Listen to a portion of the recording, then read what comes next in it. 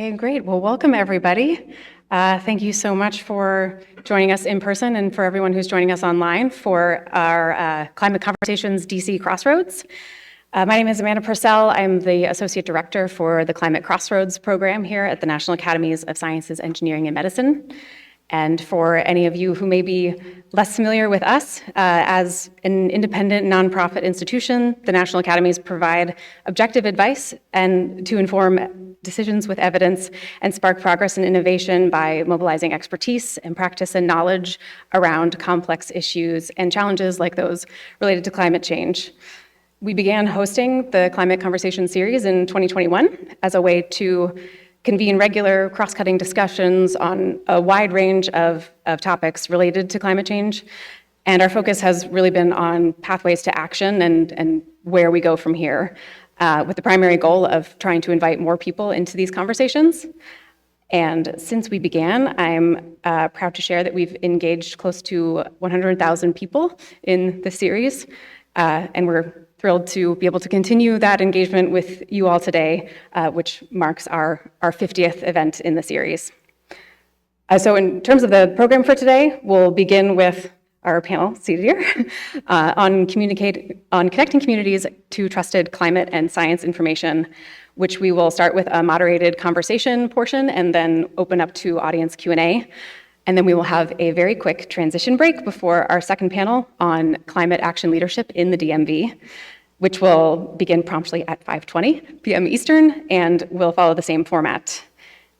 Then we will have some brief closing remarks and adjourn the program at 6:30 p.m. Eastern. And for all of you in person, we welcome you to stay and join us for a reception in the Great Hall after we adjourn. And we invite all participants in person and online to participate in the audience Q&A portion. For those online, there will be a box below the video for Slido, where we invite you to sign in and add your questions there and participate in the polls that you'll see. During the Q&A portion of each of the panels, we'll alternate taking questions from those that we receive online and those that we will get in person, which there's a microphone stand to my left aisle, where we will ask you to queue up there. We'll preface this and say that there is never enough time for us to get to everyone's questions, and so we just ask everyone to keep it brief as much as you can, and to have it focus topics for each of the panels based on what they're talking about today. And if we don't get to any of your questions, and if you're in the room, this goes for you as well, we will share everything that we get in Slido with our speakers after the event. And for those in the room to join Slido, you can input your questions using the QR code that you can see on the slide. And then some quick housekeeping notes for those in person. In case of emergency, your exit is going to be straight through the doors where you came and through the Great Hall and onto Constitution Avenue. The restrooms, if you take a right outside of the auditorium and another right, you will find those on your left. And then last thing before I hand things over to the panel, I just wanted to express my personal gratitude for all of you in attending today, for all of the invited experts and participants that we've had in our conversations over the last few years, as well as to all of our audience members. It's been a really rewarding experience to be a part of the series and a part of this team. And we look forward to continuing the conversations after today's event, our 50th. So thanks again for joining us. And with that, I will turn things over to our first panel and our moderator for the day, Amanda Staudt, who is Senior Director of Climate Crossroads and will be guiding us through the conversations today. And so with that, Amanda, the floor is yours.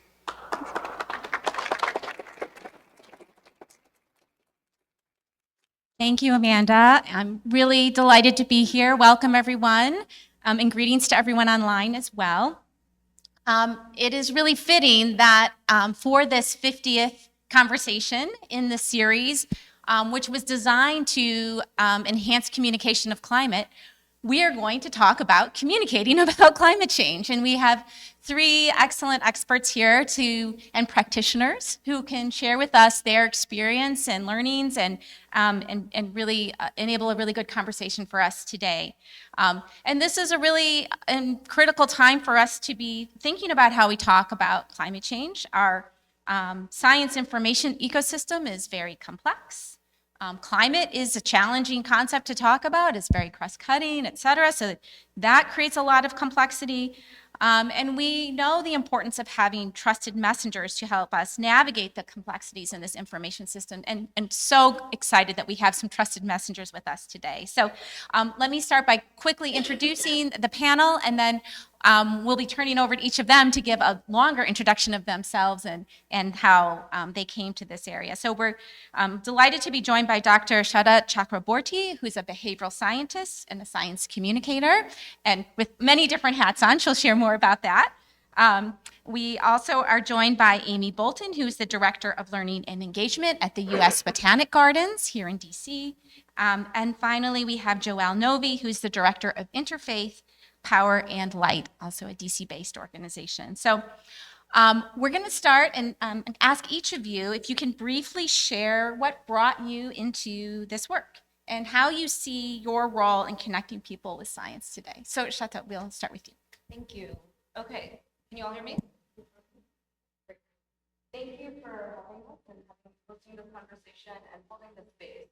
It's more critical than ever that we support science forward policy making, science forward decision making, ensuring that what we do across public and private sectors are entrenched in data and truth in facts and numbers. So that is something that I really appreciate that having this today. I went into science because I wanted to further our contribution to progressing society. And my parents wanted me to be a medical doctor. I'm Indian after all, so there were three professions that I was allowed to pursue. So I tricked them. Instead of being a medical doctor, I pursued a PhD. Am I good on? Yeah. Okay. So pursued a PhD. Still got the doctorate title. And in pursuing a PhD, I studied behavioral science. And I did that because nobody really knew what it was at the time. We're talking about, at the risk of aging myself, this is 15, 20 years ago that I started. Okay. So going into, oh, that is different. Okay. So you missed my whole joke about being Indian and not being a medical doctor, but actually having a PhD still. Okay, so studied behavioral science. Behavioral science was relatively unknown. I was the third ever graduating class at Carnegie Mellon University in this field. And as I learned it, I fell in love with it. I recognized the applications for it across so many different sectors. And I actually pursued health initially, looking at why patients don't listen to their doctors despite relatively decent levels of trust in healthcare professionals. There was still a disregard for adherence to medications, for example. In fact, the adherence numbers are staggeringly high, and to this day. So there's a trust issue here, which is fascinating. And that trust issue crosses so many different fields and sectors.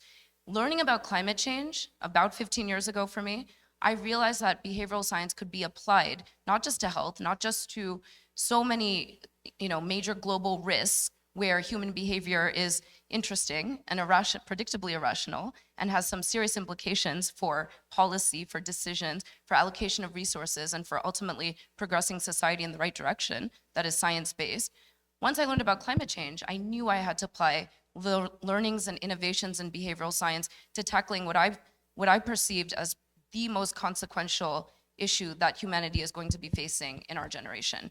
And so that is really what brought me to study behavioral science and apply it to climate change. Why are we ultimately irrational and not taking the decisions and putting the policies in place that need to happen to ensure that we overcome this complex, interconnected global challenge? That's great. Thanks so much. So Amy, over to you. What brought you into this work? So one of the things that I believe in fundamentally is that everyone can learn science. And I've worked in science education for a while now and other learning domains within education. And so I think that everyone can learn science. What most people don't realize is that you spend most of your time in your life outside of school. And so the opportunity for the type of work that I do, which is informal science education and informal learning, it is a tremendous opportunity because most of the time of your life, you're outside of school. It's called the Big Blue or the Great Blue. And there are all of these touch points where we can connect people to science in many different ways. And in the informal world, the audience is diverse because it is anybody can learn at any time, and diverse places, public gardens, museums, parks, libraries. And it's this diversity that is both a challenge and also really quite fascinating and invigorating, because in order to be an informal educator these days, you need to be able to meet any audience anywhere for a multitude of topics. And so for me, it's the endless creativity, the endless problem solving, and the endless opportunity to spark people's curiosity, to be able to apply science to their everyday life, because science does apply to everyone's life every day. And I would argue from the U.S. Botanic Gardens perspective, plant science applies to everyone's life every day. And so to me, it's the challenge of bringing that together in a way that people can embrace science and build an identity with science. And so that's what I'm in it for. That's lovely. So Joelle, how about you? Good afternoon, Joelle Novey, she, her, with Interfaith Power and Light. So my angle on climate communication for the last 16 years is that almost every weekend we go into faith communities of all faith traditions across this region, sitting in circles of folding chairs in the church basements or the equivalent, and open conversations about what's happening to our world and what's at stake for us, what it calls us to do, what it means. And Interfaith Power and Light supports congregations in responding to the climate crisis in a number of ways.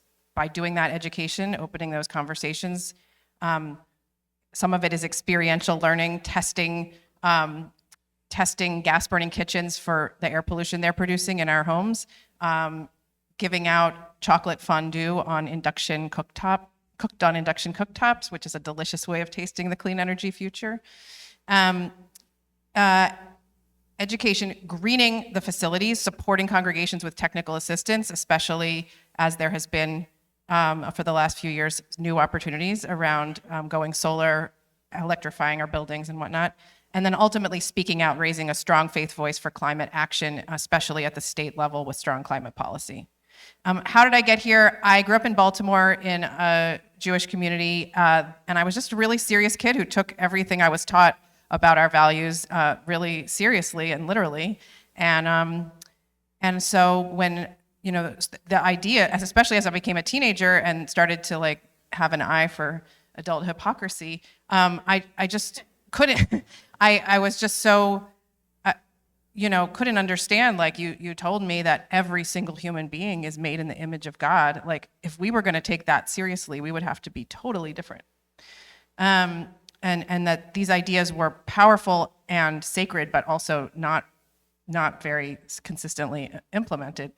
And I basically followed that question throughout my adult life. Now at Interfaith Power and Light is, asking over and over again in my own communities and as a guest in other communities, if you were going to live your own values out in this moment, understanding what you know about what's happening to our climate, what would that have to look like?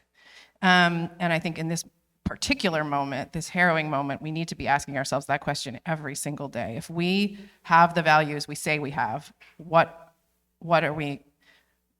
does it require of us to do right now?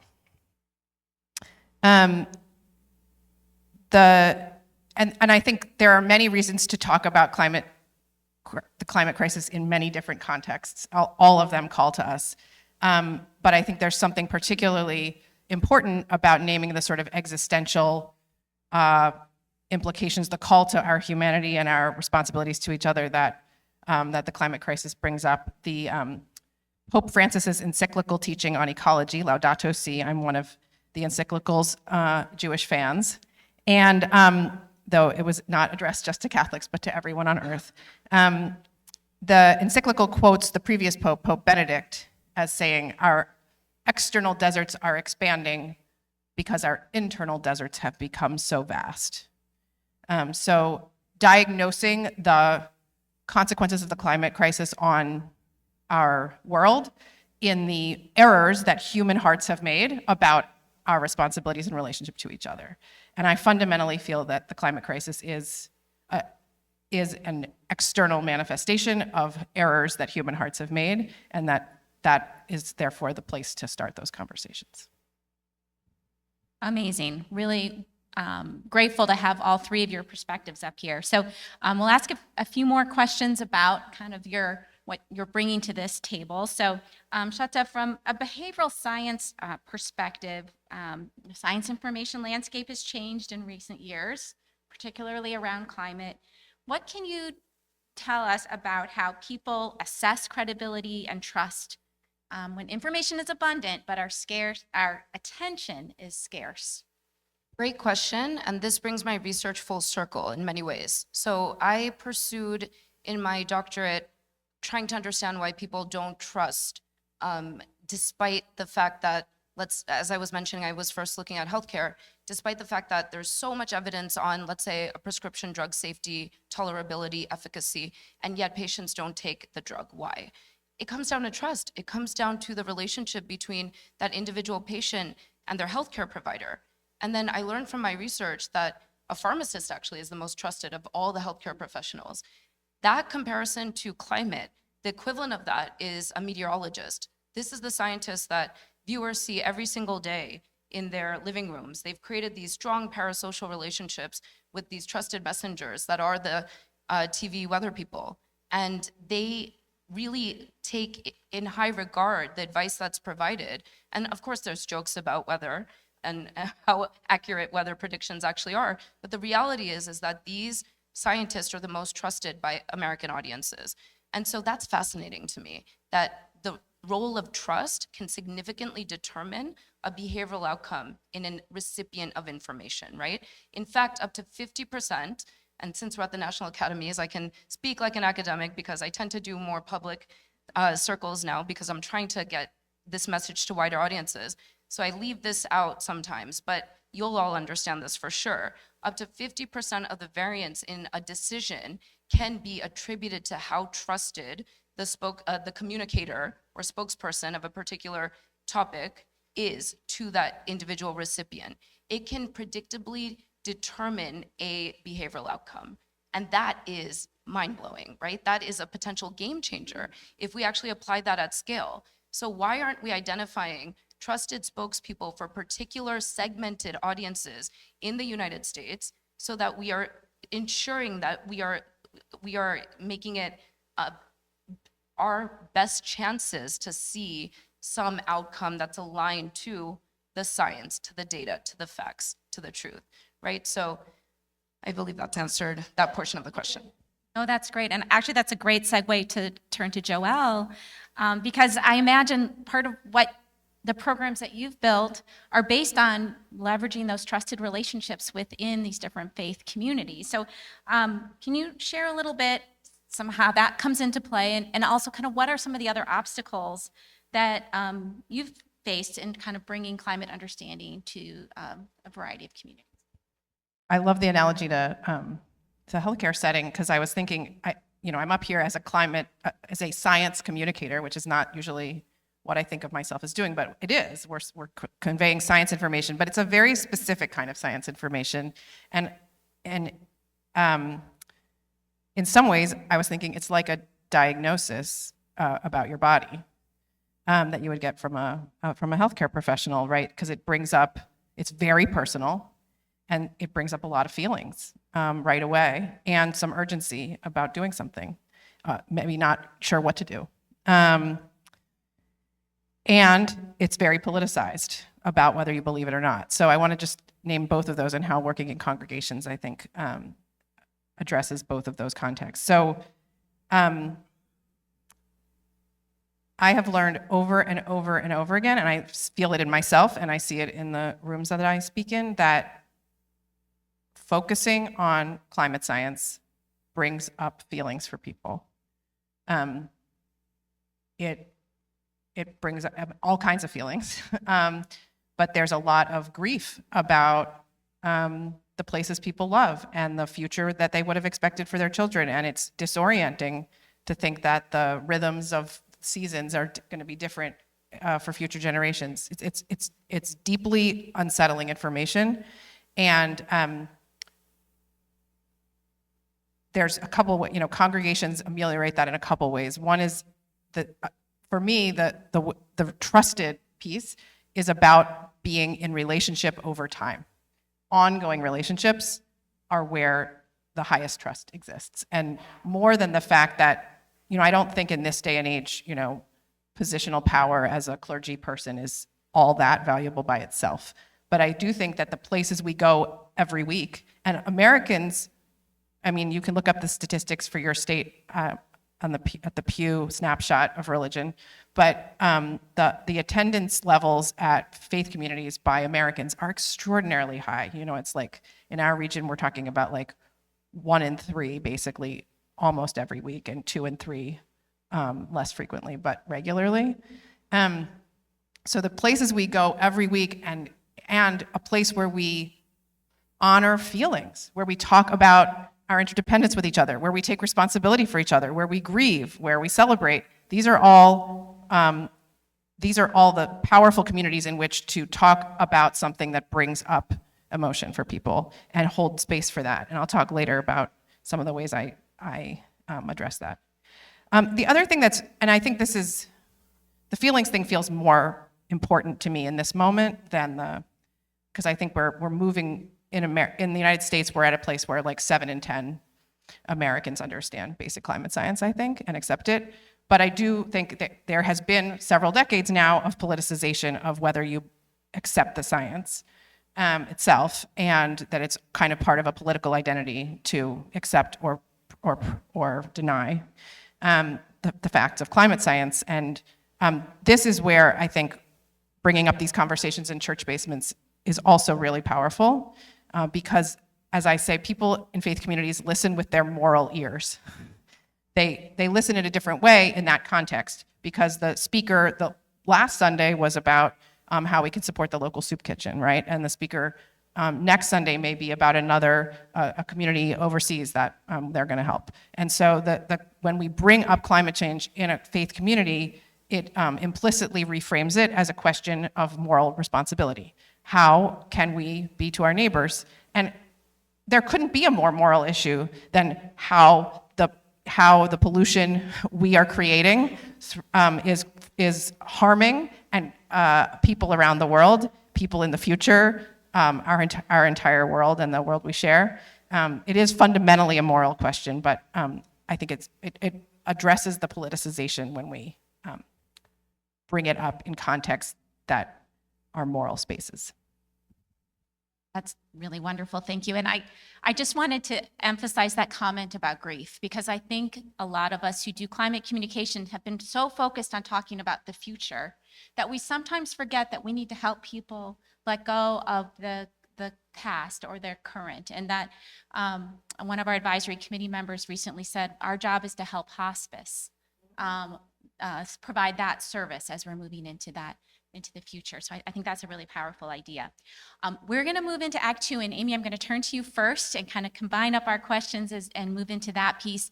Before I do that, I want to remind our online viewers and those in the room to be thinking about your questions. Please go to the Slido and enter any questions you might have, and we'll be getting to those in just a little bit. So, Amy, the U.S. Botanic Gardens reaches people through place-based experiential learning. How can you give us some examples of how some programs or exhibits, or how you design them to be successful, meet the audiences where they are, maybe even those people who don't identify as science people? I know we have a lot of science people here in the room, but what about, how do you reach those folks too? We have a really interesting relationship with our audiences who come to the U.S. Botanic Garden. We have plant collections from all around the world. And we have a desert collection, we have a tropical plant collection, we have eastern deciduous plants. So we're able to connect with people on a personal level based on where they're from. Or where they have visited, or things that they have experienced. The U.S. Botanic Garden is a living plant museum, which I think could be surprising to some people that we are a museum. Our plants are our collection. We're an accredited museum. And as a museum, we embrace the philosophy that no one fails museum. And so that's something that I heard for the first time I have to give him credit from the Vice President of Education at the American Museum of Natural History, Miles Gordon. Nobody fails museum. We're not here to quiz people. We're not testing anybody. What we want to do is understand where they're coming from and then move them along a continuum of learning. Meet them where they are and then move them along. And so what we're really interested in is motivation. Why are you here?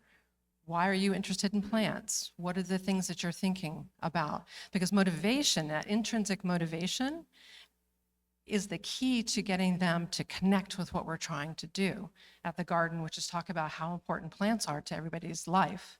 And the fact that climate change is going to change that for everyone. And since plants are the basis for life on Earth, we can argue that with some other physicists and so forth, but that's what I'm going to say from the U.S. Botanic Garden, then we need to have this conversation about why it's important, but we need to have it from the motivation perspective of the visitor.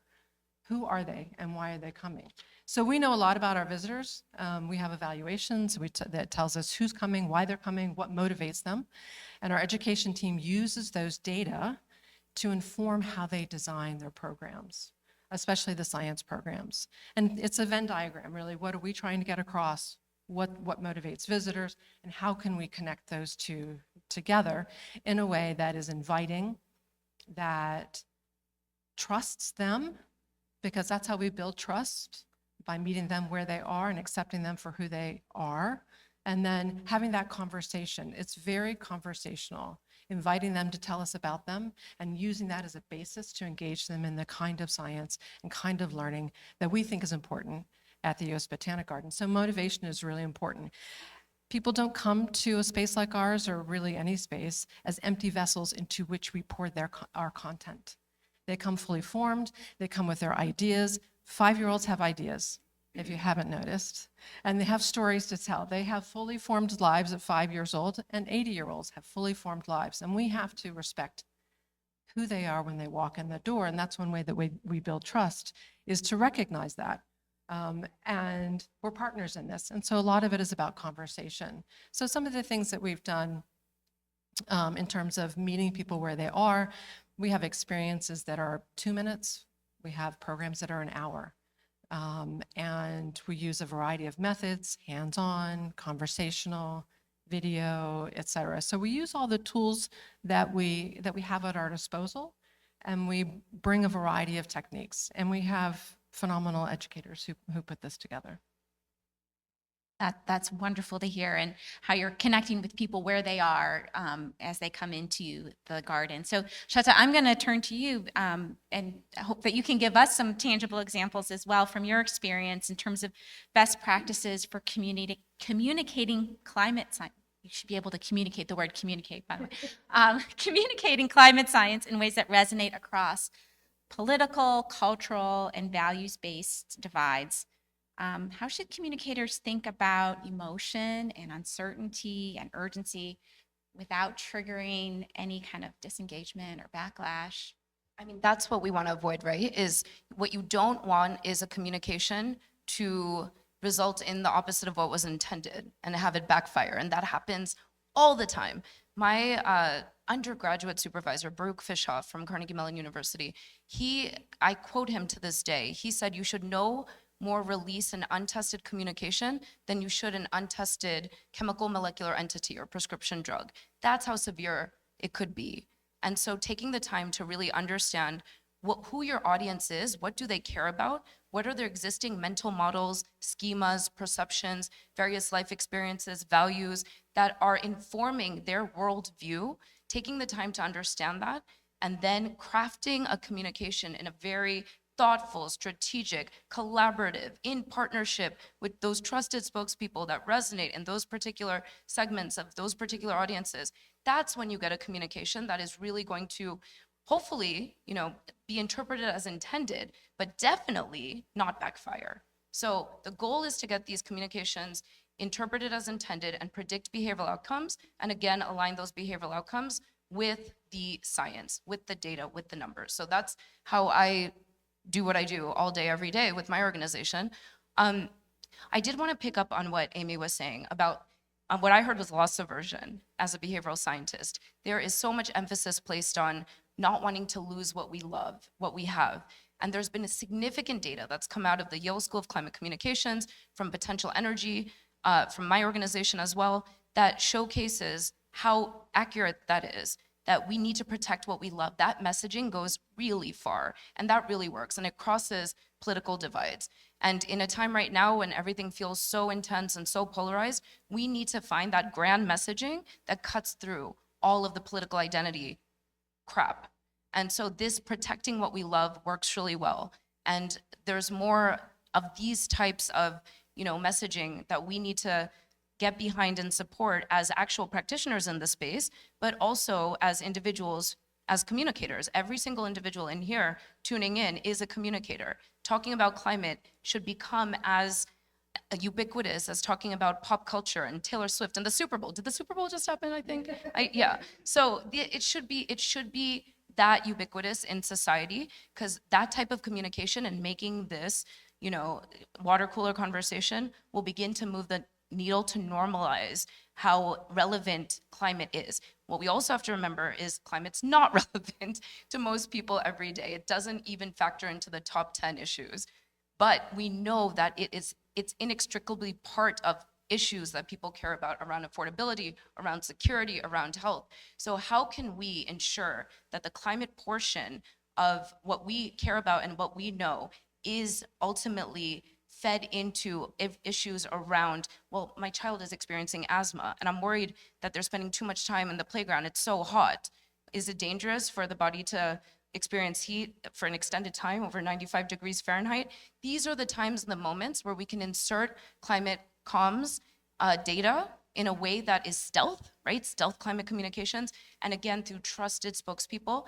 And you don't have to be a practitioner. You don't have to have climate comms in your LinkedIn title. You as a citizen of this country are a climate communicator. The fact that you're here, the fact that you're listening, use some of these best practices in your everyday, and let's make this that water cooler issue that the Super Bowl is. Thank you for that. And I love the notion of coming together around the things that we love. That I think is really powerful. So Joelle, I'm going to turn to you and ask you for examples of successful climate or science conversations within the faith community. What made it work? How do you approach misinformation or skepticism when it shows up in the spaces where you're working? I'm really loving both of the previous comments, and I think that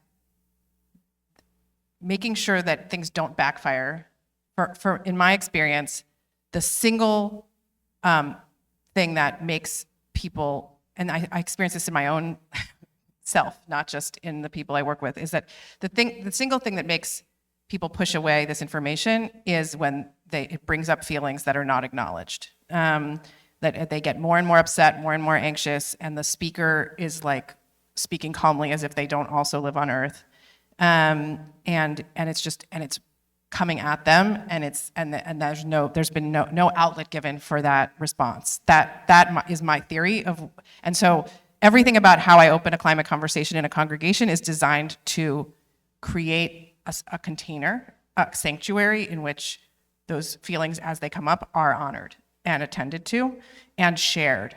You're not alone with it. So first of all, I just wanted to say some of my top I should say I figured this out in the field, and I also have learned a lot from Dr. Catherine Hayhoe, who is one of my heroes of climate communication, and I recommend looking up her TED Talk as well. Some of this reflects her teachings. So choose words that reiterate the mechanism, because there might be somebody out there who's not familiar or not sure, and that have words that have the right connotations. So I always say heat trapping climate pollution. I say that to reiterate the mechanism. Heat trapping climate pollution, and I also avoid words like greenhouse or gases. I think both of greenhouses are kind of nice. Emissions and gases to me are both words that have kind of vague and not potent feelings associated with them. But pollution, people intuitively understand what pollution is.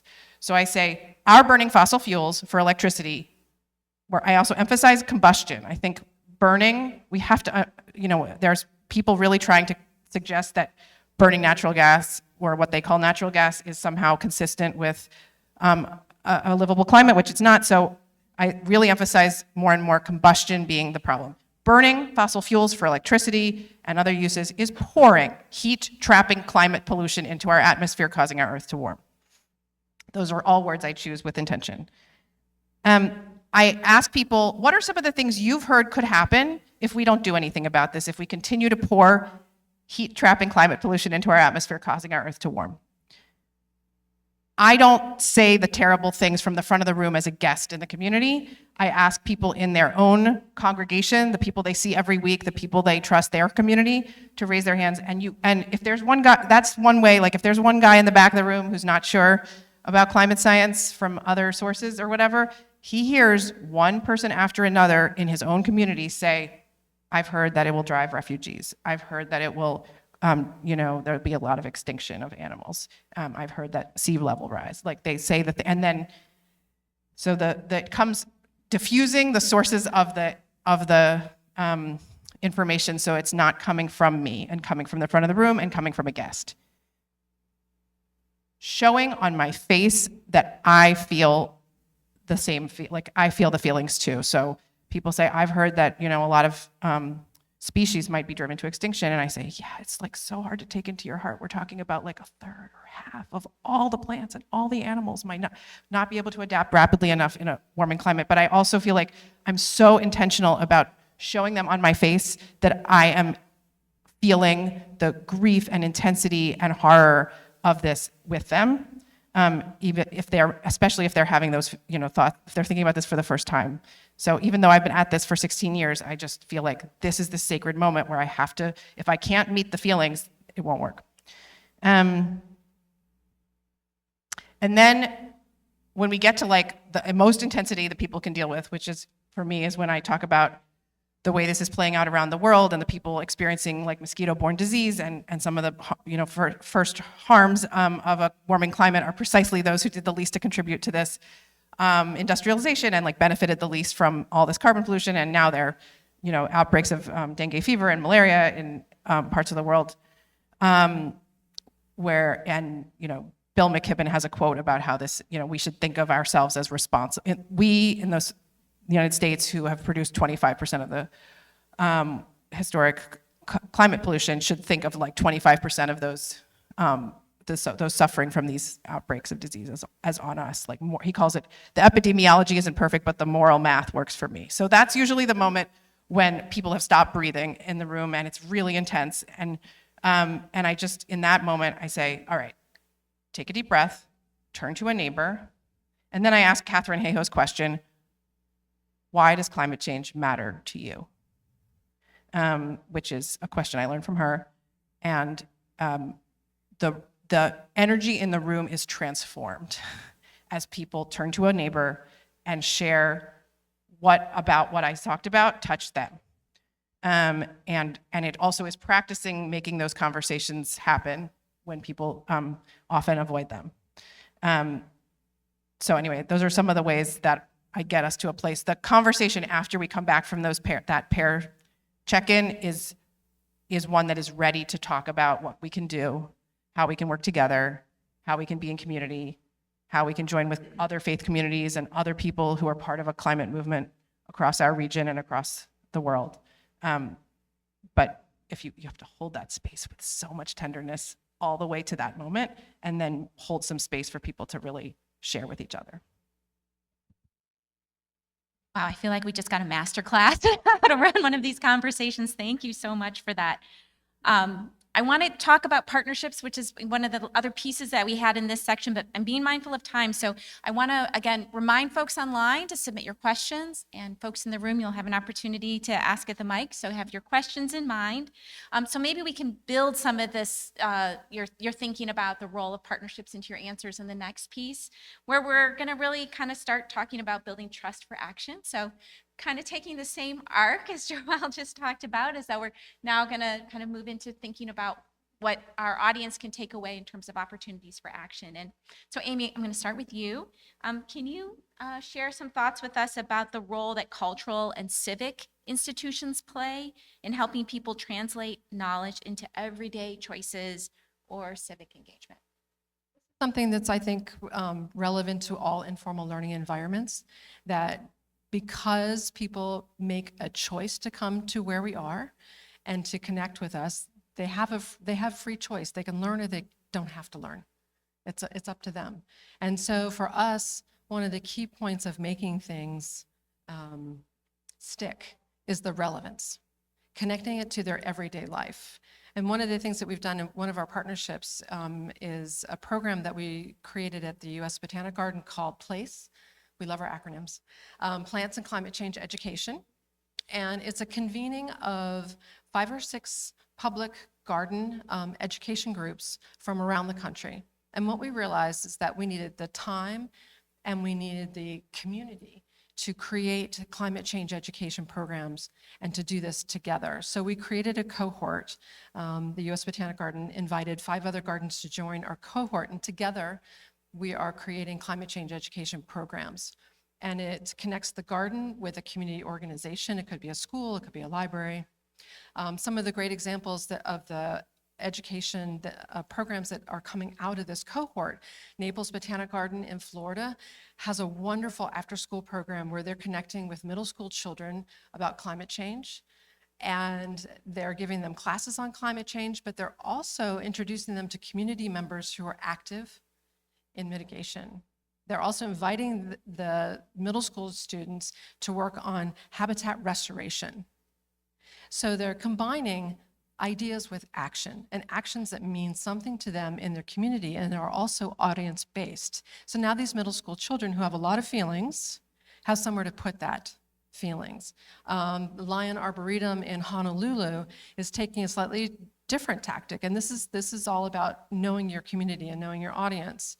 They're an arboretum in Honolulu, and what they're doing is they are integrating traditional ecological knowledge into their science classes.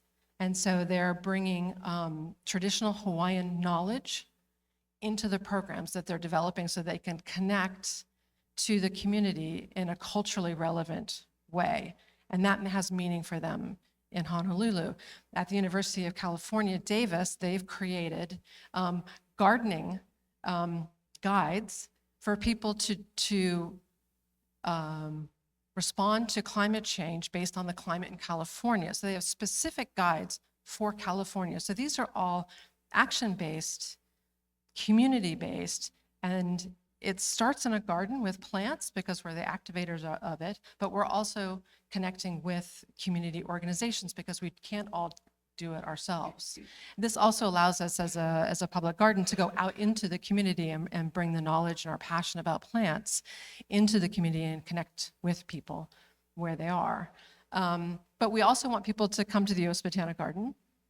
So one of the partnerships that we have is with the American Association for the Advancement of Science, which everyone knows is AAAS. We have a wonderful partnership with them with their Science and Technology Policy Fellows. And what we've done is we invite them to come to the garden and to do what we call as an expert is in session. It is a 2-hour drop-in session where visitors to the garden can talk to scientists about their research, one-on-one. And that's something else that we know is really important, is that most people have never met a scientist. So this is an opportunity for them to come talk to a scientist about what she does, how her research is relevant, and to gain an appreciation for the work that's being done. Our education team works with the scientists to craft the communications messages, to deal with the affective part of how people feel, tell them how to find the bathroom, because that's the #1 question when you come to a botanic garden. So we make them capable capable is not the right word, but we help them to craft an experience where anybody in the garden could come up to them and talk to them about their science.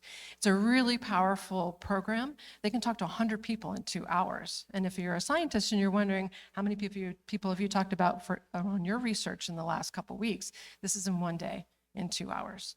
And the visitors love it. So these are different methodologies for creating community around partnerships and inviting people to your space, or also being invited to other people's spaces. And I think one of the things that we need to remember is that yes, climate change is real. Yes, it's bad, but there's hope. And so our programming always comes to a point where we say, you can do something about it. Our evening program, Cocktails and Conversations, is about bringing scientists to the garden along with community members to talk about the science and the application and the things that are happening in the Washington metropolitan area that are happening now that people can participate in. And finding that way to have conversation. It's around plants. We're a real chill place at night. You should come, it's lovely. There's some cocktails, there's mocktails if that's not your thing, and there's some nauseous, but it's an invitation. And all of these are about inviting people into the conversation and being respectful of who they are when they come to that conversation so that it is collegial, collaborative, inquisitive, sparks curiosity, meets all those affective needs that we talked about before.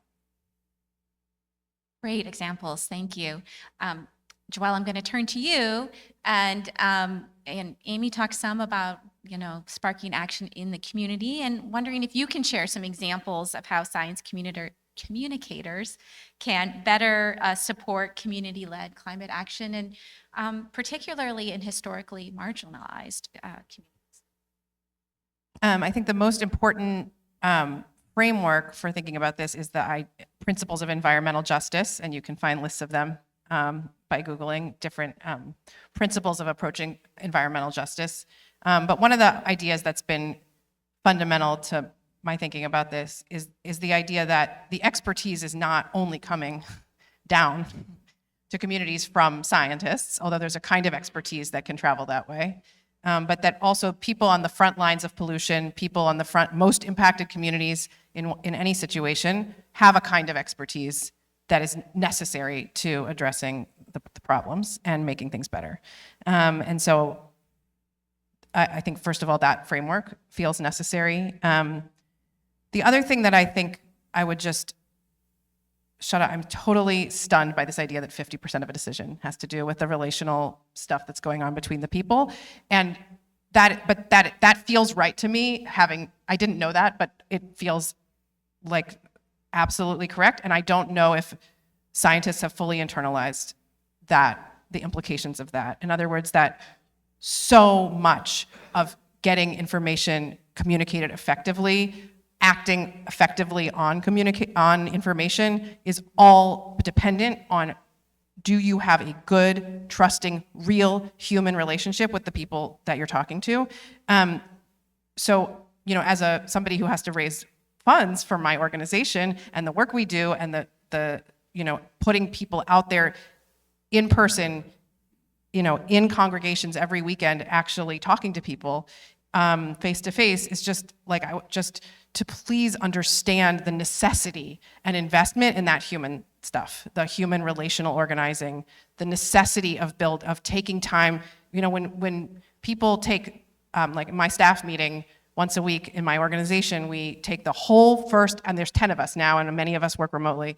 The whole first hour is that we ask each person, how is it with your soul? And we just listen while they answer the question, however they want to.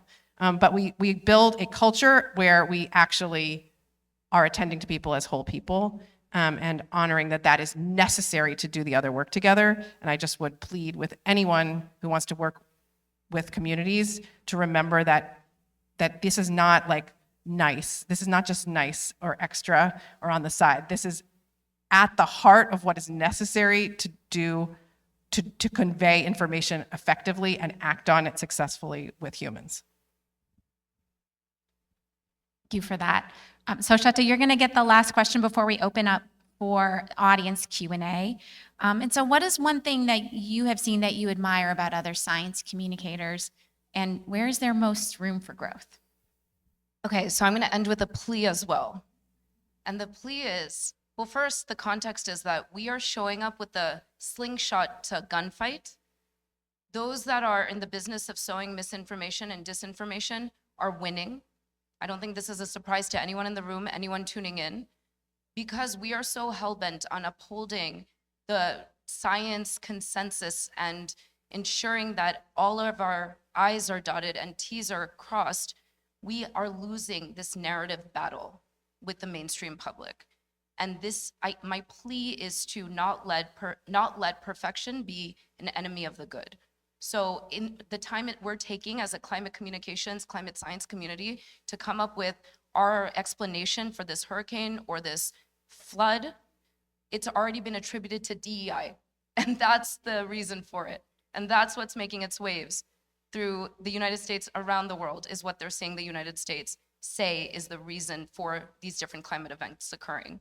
We cannot waste time. And I respect those who are about rapid response, and there's plenty in this community, Catherine Hayhoe, for example, who's been mentioned on this stage, and many others that you'll know, who are really actively showcasing the importance of rapid response and not requiring the climate scientist with all the credentials. And as a scientist, I get why that's hard. I get why it's hard to say, okay, but I'm the scientist, I'm the one who should be communicating and talking.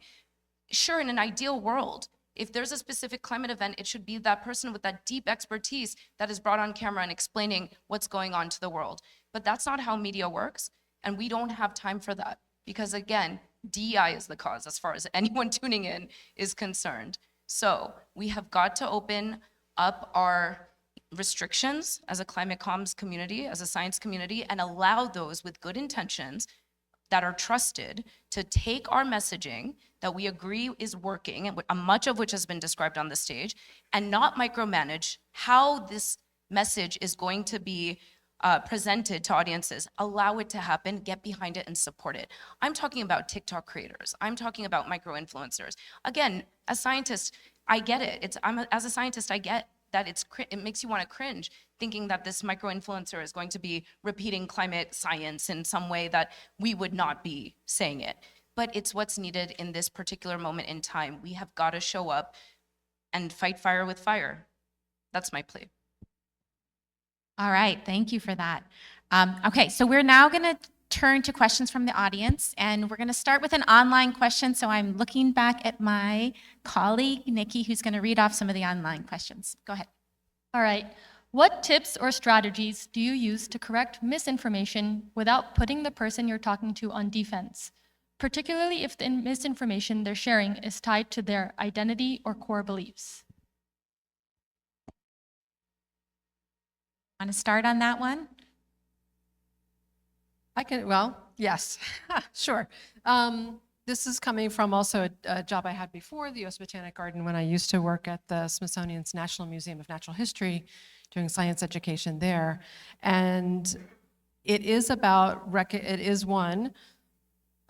respecting their perspective and hearing it and saying, there's another perspective, and presenting the science perspective, but in a way that says it's a way of transparency. That's one of the messages I wanted to get across today, was we need to be transparent about science and to talk about how we know something and why we know something, and invite people into that process and not say magic happens over here.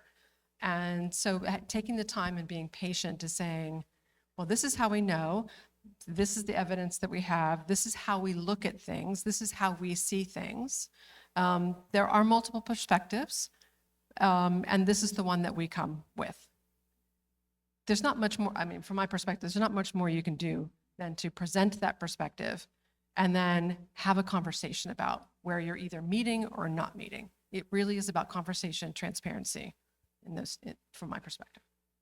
I have two thoughts. One is that it's important to remember that the American public, by and large, accepts climate science. Sometimes they're and this is where the Six Americas research that was mentioned is great. But take a look at the current climate change opinion research for the region you're speaking to. But I have a working assumption that 8 to 9 out of 10 of the people in front of me are basically open to a climate science message, and the true dismissive people, the biggest threat that they pose is actually that they waste our time. So that's one thing, is do you have to spend time with this person, or can you just focus on the vast majority of people who are listening? That's one response. The other is where I'm going to channel Catherine Hayhoe. So you said, we need to start from what we love, and this is fundamentally about what we love, but we don't all love the same things, and that's okay. So you should, Catherine Hayhoe warns us not to talk to people about climate change being important because of what you love, but instead to ask them what they love and connect around what's important to them. And she says, you can never ask people to become someone else. You can only ask them to become more fully who they are. So if something is tied into people's identity, it's going to be a non-starter to try and convince them away from that commitment. But if you probe about the things they really love and care about, you will probably find a person, place, creature, plant that is impacted by climate change. And that's the place to find connection and conversation. Let me just throw something a little contrarian in there because we're so kumbaya, which is great, because this is an audience that clearly gets it. But let me throw in this perspective.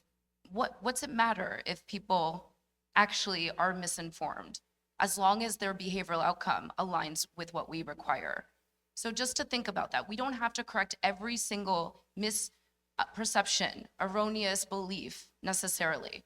But as long as, let's say, for example, I come from a conservative Hindu family, and I have members of my family who literally are just like, this is, similar to other faith communities, this is in God's hands. And so fine, I don't need to correct any of that. I don't need to switch that to secular thought.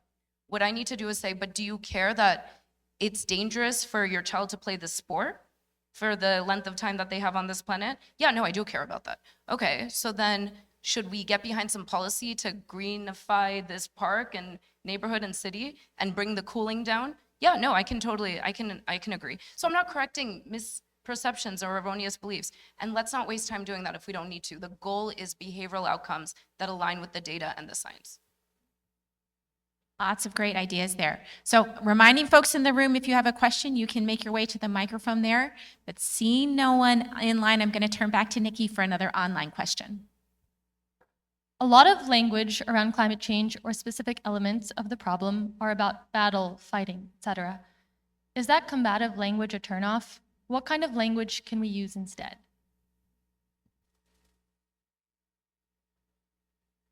Joelle, going for the mic right away, so go ahead. I love this question. Well, I was just struck by the indigenous, the Lakota folks who were fighting at Standing Rock against, I should say, not fighting, they wouldn't have used that word, the pipeline, Dakota Access Pipeline. And they said, we are water protectors. And I thought about how that's such a different feeling than protester. To say we're protectors, it puts us in a position of caring for what we love. I guess, yeah, I think the imagery that I try to access is fighting, but it's like mama bear ferocity. It's like fierce, protective energy. So it's not fierce, but it is driven by love and protectiveness. And I think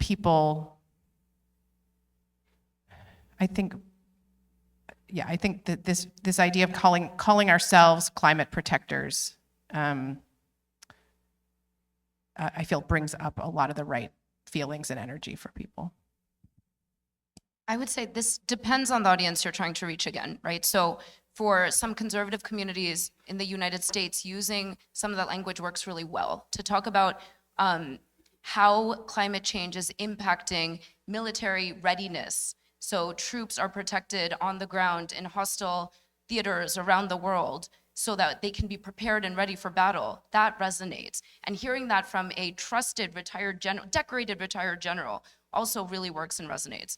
So it really comes down to understanding who the audience is and what their existing schemas are, what their existing mental models are, and then couching it in terms that will resonate. And for us as a learning community, that's a turnoff, that's a barrier. And so we pose it in a positive, asking them about them, again, getting at who are you, where do you come from, and more collaborative, collegial, because putting up that barrier because they have a choice, and their choice could be to walk away. And then we've lost the opportunity to have a conversation where we can maybe bridge a gap in some way, or find common ground, or find something that we can talk about that connects us, so that they're not immediately saying, nope, I'm not even gonna talk to you. So we're about breaking down barriers, opening up doors, having conversations. And so we avoid the language that does the opposite of that. Thank you. All right, so I see that we have a question in the room, so go ahead. Hi, everyone. Thank you so much for taking the time to have this conversation with us. It's been super insightful. My question is, you talked a lot about the importance of trusted messengers in the very polarized socio-political climate that we live in today. Do you have any advice on identifying those trusted messengers that cut across the differences in political ideologies in communities that we're not necessarily deeply a part of ourselves? Okay, so how do we find the trusted messengers? Taylor Swift. Or athletes. I mean, it's honestly, we do that. That's what I do for a living with the organization that I work with called We Don't Have Time, headquartered in Stockholm, Sweden. So it's a little bit easier to operate out of Sweden on these issues at the moment. But the goal is to identify trusted influencers that can then speak across audiences, across the globe, right? And again, it's not going to, you want to find celebrities or those that, like an Oprah, like a Michelle Obama, like a Beyonce. Those are huge wins if you can get them. But they're also polarizing for certain audiences. So there's not any one particular person or celebrity that fits all. It really comes down to, and I know I sound like I'm beating a dead horse with this, but it comes down to who are you trying to reach and what do you want them to do? And then identifying who resonates with them, creating a relationship with that trusted spokesperson that resonates. And in a lot of cases, it might be military, retired generals, it might be athletes, right? It might be musicians, it might be ultimately the pop star that everybody loves. But there's no, the bigger the audience, the better, wider impact you're gonna get. But ultimately, that's gonna leave out certain communities. So you have to identify who's going to reach those communities as well. But no, it's an uphill battle trying to get some of these trusted spokespeople to come on board, right? Because they don't want to be seen as hypocrites. They don't want to, like Billie Eilish is a great example. We work with her mother, who's unbelievable. And she's outspoken, she's bold, and then she's getting this backlash. And that other celebrities and influencers see it and they get nervous and they don't want to put themselves out there and expose themselves. So we need everyone to have more of a backbone, but it is an uphill battle, and it's something that we're working on. Similar, in the same vein, we're trying to create everyone to become a climate spokesperson. So you don't need to go to somebody with an existing platform, but identifying trusted micro-influencers like you, that even if you have 5 people that you're close to, that you influence, that trust you, that is a significant power that you have. And if we can activate that in individuals and citizens who care about these issues, then we're doing it bottom up at the micro level, and we're still trying to do our best top down to get those Oprahs and Taylor Swifts on board. And I'd love to pick up where you left off, which is, that's the question we ask folks is like, there is some community for which you are the best person in the world to open a conversation about climate change. What is that community for you? For people who are part of a congregation, that might be it, but we are all part of communities of people who care what we think, who care what's concerning to us, and for whom we will be trusted messengers. And the other thing, I mean, I love the work you're doing, and I also think people are really different, communities are diverse. You need to invest in the grassroots organizing that is attentive to difference and needs, and that there may not be one trusted messenger for, I mean, even my community of Silver Spring is so extraordinarily diverse. I don't think there's one trusted messenger for all of Silver Spring, Maryland, but we can invest in the grassroots organizers. And like at IPL DMV over the last few years, I've been so proud of the work we've done to invest in leaders from these communities doing Black church organizing around climate. And we have my colleague Anjali organizes Hindu, Jain, and Sikh communities in an effort called Green Dharma DMV. I'm going to get you involved. So we're taking the time and investing the resources to raise up the leaders that are the best possible trusted messengers within particular communities, and not trying to find the one answer for everybody. All right, I think we have time for maybe 2 more questions. So we'll go to the one in the room and then close out with one from online. So go ahead, sir. We live in the world of language, right? So communication is about language. And I communicate a lot. I've been communicating for many years now, almost more 2 decades. online, mostly is virtual hybrid. So the question, I have two parts to my comment. It's not really a question to the news media, right? Not to the scientists, to the news media. Is Sweta, for example, right? She's right there. Is what is the connection between behavioral health and climate? First, because I have battle scars to show about that, having led. So it's not a glamorous job for sure, right? And second, what is trust? Because I dealt with the CIA now over the last 2 decades, right? Beginning with Obama. Now, when you talk about trust, the United States government has become a kind of government where they expect one-way trust from you to them, but you have to trust them, but they don't have to trust you. So what is trust, right? How do you define it before you communicate what trust is and build it? Right, thank you for that. We actually had that question earlier, and we had to skip it. How do you define trust? So, Sweta, what do you say? There's two types of trust, interpersonal and institutional. Institutional is between entities that are not individuals, and so it's more work to create trust with an institution. So you'll notice, let's say, before X was X and it was Twitter, you would see a lot of organizations that had their CEOs or a spokesperson as the representative of the organization. So they weren't seen as the company, they were seen as this particular person, because that builds interpersonal trust. So we want to move towards interpersonal trust. We know that that's what works, and that's what then leads to shared values, and that's the minimum basis of what's required from which you can start communication. So those are the types of trust. And in terms of social contract trust is what I think you were referring to. It's that two-way engagement. I will be a good citizen, and in return, I expect my government to do X, Y, and Z for me. I will pay my taxes, and I will get these services. That's the social contract that we have signed up for to live in this experiment of American democracy. And that is being actively eroded. So I understand why these questions are coming up. Trust is extremely hard to rebuild once it's been destroyed, but it can be. And it comes to understanding what type of trust we're dealing with, what is the social contract we are trying to put in place or regain, and then what are those shared values that we can build on, build communication upon. That was great, thank you. Maybe we'll try to get in 2 more questions. So we'll go to the one in the room. Go ahead, sir. Thank you for the opportunity. My interest is in understanding the gap between acquiring, understanding, knowledge about climate and actually affecting behavior change in humans. We saw a little bit of an example of that last year when there were a lot of incentives for electrification of transport, the Biden era funds for going electric were available, and a lot of people towards the end purchased a lot of electric cars. So there's a little bit of nudge factor that came into effect. These people are aware that we all have to play a role in reducing our dependence on fossil fuel cars. But the time that it takes for us to know and then to act and adopt a good behavior is still the gap. The whole society is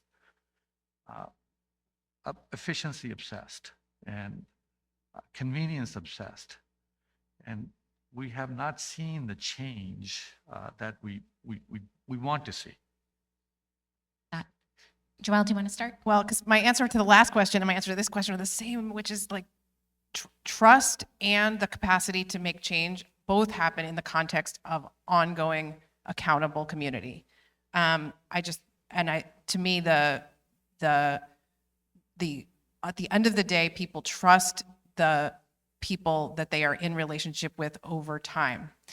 And likewise, and this is why I think no matter what challenges we face, both the climate crisis and all the craziness right now, like if you can get more embedded into communities with people to whom you are accountable and who can hold you accountable, and you can hold them accountable, you can make requests of them. I think that's core to so much of what we need to do. At Interfaith Power and Light, we have invested in the aftermath of those IRA funds coming through with in something called a clean energy shepherd. It's a full-time job on our team, and it's just coaching folks through these processes, how to go solar at a congregation, how to electrify, how to take advantage of, apply for certain grants.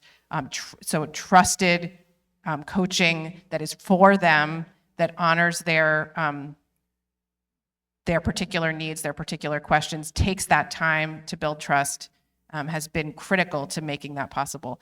I also just think faith communities, but other kinds of communities too, but like faith communities that, you know, are about making us think where we can change, right? Making us think that if we work together and strive to walk the path of righteousness, that we'll get there, we'll get in the right direction, move in the right direction. So I think communities that ask people to imagine a better way, to think about what their values call them to do, to then be accountable to each other as they try to move in that direction, as they share information with each other. To me, it's incredibly powerful to be in community around all of this stuff.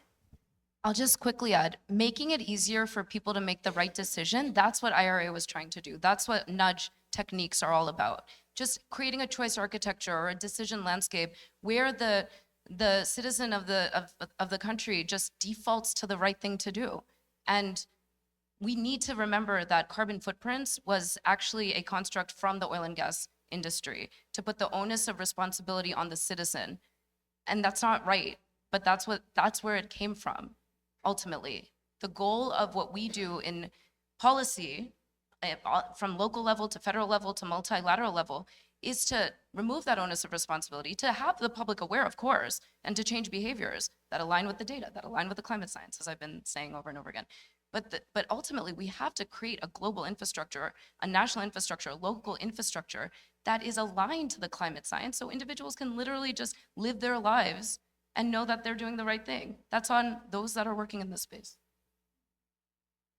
I would love for this conversation to continue, but we do need to wrap it up. So I'm going to end by asking each of you to share with us one thing you hope the audience will take away from this conversation about trust and science and climate communication. Joelle, do you want to start? I was thinking climate conversations are conversations between whole people in relationship about the places, plants, creatures, and people we love. Oh, that could be our tagline. I love it. Okay. I think for people at informal institutions and also for people working with plants and public gardens, I think it can surprise your visitors that you want to engage in this kind of conversation. And I emphasize it's a conversation. So bring the surprise. Bring surprising people to your garden to have these conversations. Recognize that your audience is diverse and they come from it from different perspectives. So be inclusive, have multiple perspectives at the table, and don't forget the affective part. Bring the hope, bring the solutions, bring the ideas. Allow people to think about the future as a positive place that they can be a part of, and they can be part of that change. So as a behavioral scientist, I always get asked the question, what's the one behavior, right? And I was raised to believe in the golden rule, do unto others as you want done unto you. We don't have an equivalent of that for the environment. Indigenous communities do. There's a lot to learn from them on this. But we have somehow in modernity lost this idea of do unto the planet that you want to see return to you and your children and future generations. Where is that environmental stewardship that is really resonating through society, not religion, not culture, but really in society as that social contract that we see children learn in public schools in the United States? So my takeaway is let's become better environmental stewards, do unto the planet that we want the planet to give back to us. And ultimately that is a global behavioral outcome that will allow us to create a future that actually is sustainable once we get it right, because we will transition to clean energy at a global scale. Some countries may fall behind, but ultimately the writing's on the wall and that's the direction we're going. So once we get to that cleaner, brighter, more breathable future, are we going to be proper environmental stewards? Are we going to instill that in our children so that that golden rule for the environment prevails and this never happens again? Whew, what a wonderful sentiment to end on. Please join me in thanking our panelists for a terrific conversation.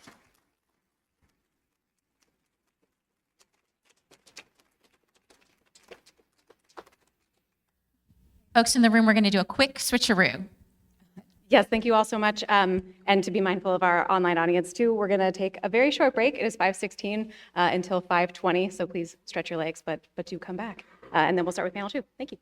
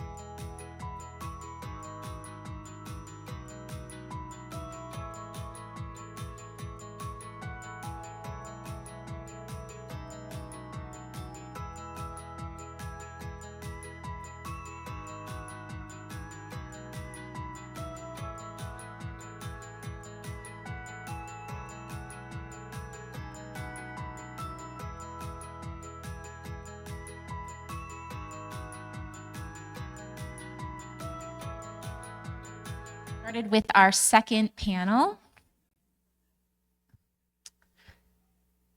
All right, thank you all for taking your seat in the room. So we've just heard a great conversation about climate communication and the importance of trusted science and a healthy information ecosystem. And now we're going to turn to how that information gets translated into concrete decisions and actions on the ground. This series is called Climate Conversations: Pathways to Action. So I think it's just so fitting that we started with a panel on conversations, and now we're moving to a panel with folks who are really making action happen on the ground right here in the DMV. And for those of you online who are not from this area, the DMV is the District, Maryland, and Virginia, and I expect we're going to use that shorthand throughout this conversation. So I'm so delighted to welcome our three panelists who are local leaders who are providing a critical bridge between evidence, community trust, and real-world change. So we have got to make sure I get the order right here. We have Dr. Maribeth DeLorenzo, who is the Deputy Director of Urban Sustainability Administration here in the DC Department of Energy and Environment. We have John Morrill, who is the Director of the Office of Environmental and Energy Coordination in Fairfax County, Virginia, my home county, by the way, so he's going to be accountable to me as one of the residents there. And we have Mara Parker, who is the Climate Adaptation Program Manager in Montgomery County Office of Emergency Management and Homeland Security, and Montgomery County is in Maryland, just outside of DC. So welcome to all of you. Thank you so much for being here. So we're going to start like we did the last panel with an opportunity for each of you to share a little bit about how you came to this work and how you're advancing climate action in your current role. So Maribeth, we'll start here with you in the heart of DC. Tell us a little bit about your journey and some of the things that you're proud of that you've been able to accomplish. Great, thank you so much. It's wonderful to be here. Thank you to everyone who's here in person and to all the people who are here online. I want to note that since we're sitting right between Martin Luther King and coming over to Valentine's Day, right, and in our first panel, we talked a lot about love and hope and all of the things that we help to message around the things that we love, the things that we want to save, the things that are important to us, the future that we want to create. And I think that positive orientation in climate work is incredibly important because no one wants the message of you can't do this, you will no longer be able to do that. So like some of the panelists that we heard before, my background was really diverse and I knew that I wanted to do applied work. I'm so fortunate to have come out of developing affordable housing and working in community. And I started working on green building and greening affordable housing, and that led me into sustainability generally, which is a role that I've been in for the city as our sustainability director for 10 years. So I'm really thrilled, and over the course of the day today, in this brief panel, I'll give you the short and sweet on some of the heat mapping work that we've been doing and heat sensitivity and exposure index work, as well as hopefully have a little bit of time to talk about resilience hubs. Wonderful. Okay, so turning to John, can you share a little bit about your journey and some examples of progress that you're seeing in Fairfax County, Virginia? Thank you very much. So over 40 years ago, I got a degree that was rooted in the physical sciences, but also had a strong interdisciplinary aspect to it. It was one of those majors where I found myself explaining to people. It wasn't like a history major or pre-med or something. It was a program called Science, Technology, and Society. And wouldn't you know, I've been in the clean energy field, which is actually what I was trained to do ever since. And so I've been with a research group and another locality and another nonprofit, and now with Fairfax County. So I'm kind of living the dream of doing what I was actually trained to do as an undergraduate. Right now in Fairfax County, we have 3 climate action plans in place. And so our office, and the word coordination in our office does a lot of heavy lifting. A lot of what we do is just coordinate between other agencies, but we are deploying renewables. We're deploying energy efficiency. We're encouraging the use of electric vehicles. This is both in county operations as well as throughout the community. We also have a resilient Fairfax plan where the slogan is, the climate's getting warmer, wetter, and weirder. And if you're wondering, the last couple of weeks, the weirder part is what we now know as snowcrete, where the weirder is all about the extremes. And I'll have a couple of program examples to share with you shortly. Yes, I think a lot of us in the room are familiar with the snowcrete at this point. So Mara, over to you. Tell us a little bit about your journey. Thank you, and thanks for having me. So my start in my 20s was actually working on environmental advocacy, and then I left and worked in the other aspects of the nonprofit sector and local government for a number of years. And then in late 2018, came to work at the intersection of emergency management and, very fortunately for me, climate action, which has been a really great experience. At that particular time, Montgomery County had declared a climate emergency, and there was an initiative to create a climate action plan, much like Fairfax County. And so we began meeting with members of the community to develop that plan jointly over the course of about almost 2 years. It was released in 2021, and my position was actually one of the recommendations, but the recommendation of that plan, there were 84 recommendations, which is pretty daunting, but we have been putting out annual updates, and we've now made significant starts on 80 of the 84, which is pretty good. And about 63 of them, we've made significant progress or we've institutionalized them. So for me, working in emergency management, some people wonder, why is the emergency manager in the room? And of course, that's because obviously, even if we were to do everything right, we are already at a point where we are seeing these extreme changes. And it really doesn't matter what your belief system is or your politics, everyone is seeing the changes in the extreme weather that they're experiencing. In our area, the biggest risks, the natural hazards that have a climate nexus that we're experiencing are flash flooding, extreme heat, and also drought. That one's a little more nebulous to kind of pin down, but we've had drought the last 3 years actually in the area. And so communicating that information to the public from an emergency management standpoint, we'll talk a little bit later, but we've been working on flood sensors and alerting the public about flood risk, both in terms of preparation, but in terms of the alerting system that we run. We're a jurisdiction of about 1 million people, and we have over 260,000 people who receive our alerts.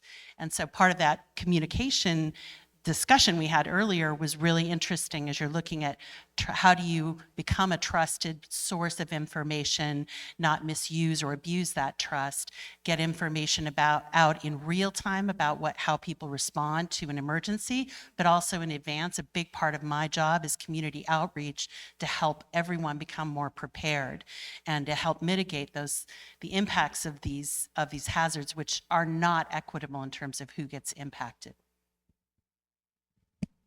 Excellent. So would love to hear a little more sort of concrete examples of things that you've done in each of your capacities. And, Maribeth, we'll start with you. If you could share an example of a kind of problem you were trying to solve and who needed to be involved in like building the solution, what were some of the early results and lessons learned from that effort?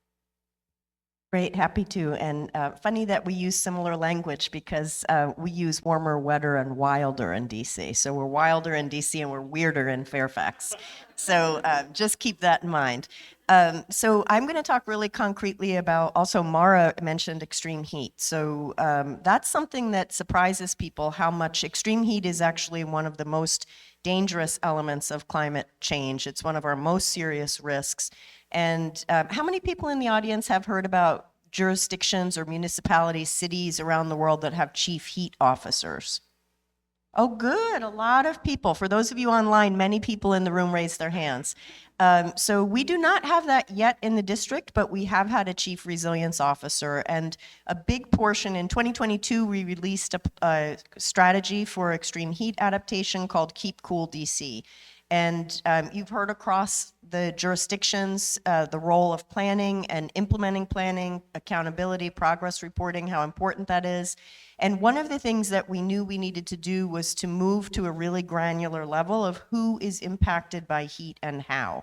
So there are some strategies that we all know are really important, like making sure we have shade canopy.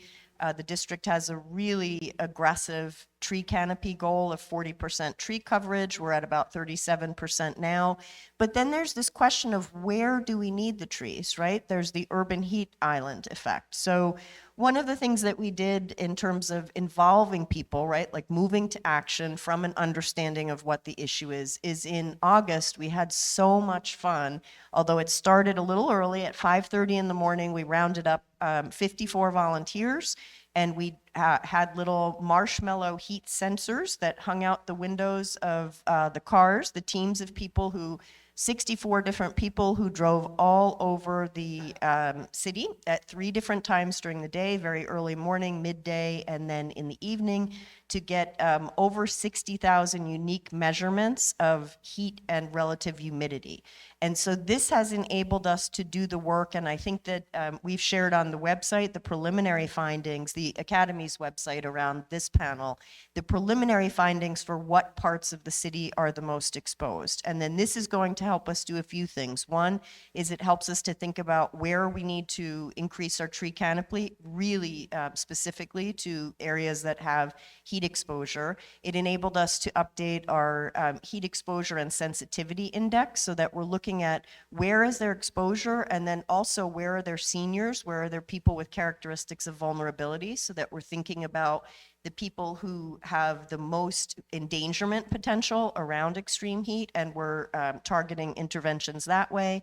And then also we did this really neat pilot, which we hope to build on, which is something that cities with chief heat officers are doing a lot of, and that is we started a heat ambassador program where we ran a pilot volunteer program over the summer to gather and train people to do outreach and engagement with vulnerable seniors and 2 persons with disabilities, so that in extreme heat there was somebody, even if someone lived alone, there was someone checking on them and saying, how are you doing? And we're really hoping to build on all of this work.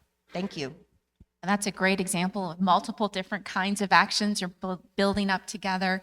And thank you for making the note for folks that our panelists have shared some resources that we'll be sharing with our audience as well. So thank you for that. So maybe we'll turn to Mara. If you want to share an example of something that's been a success and what went into making it work. Yeah, thank you. And thanks for talking about heat. I talk with folks in my outreach events. I often ask people if they know what the deadliest natural disaster is. And depending on the audience, it is almost never heat. Heat is deadlier than the next 4 natural hazards combined. And it's gotten worse over time, whereas we've gotten more effective at diminishing death from things like tornadoes and hurricanes, because we can warn people in advance and there's a sense of urgency. So heat is huge. We also did a similar heat study a few years ago, but I'm going to pivot and talk about flooding. So flooding is, and here it's not coastal flooding that we experience, but overland flooding from stream valleys mainly.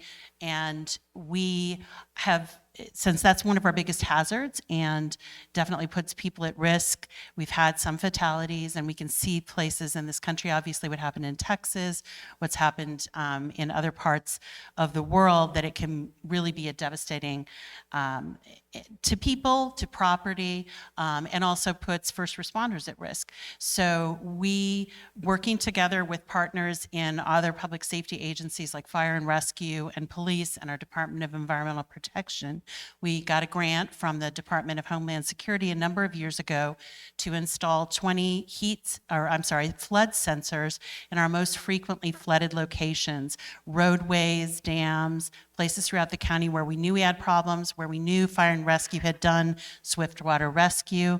We've now expanded that program to 40 locations in the county. And I think it's been remarkable that information feeds in real time to our emergency operations center. So when we know that we're having a big storm event with a lot of precipitation, we can watch in real time as we see the floodwaters, the streams levels rise up.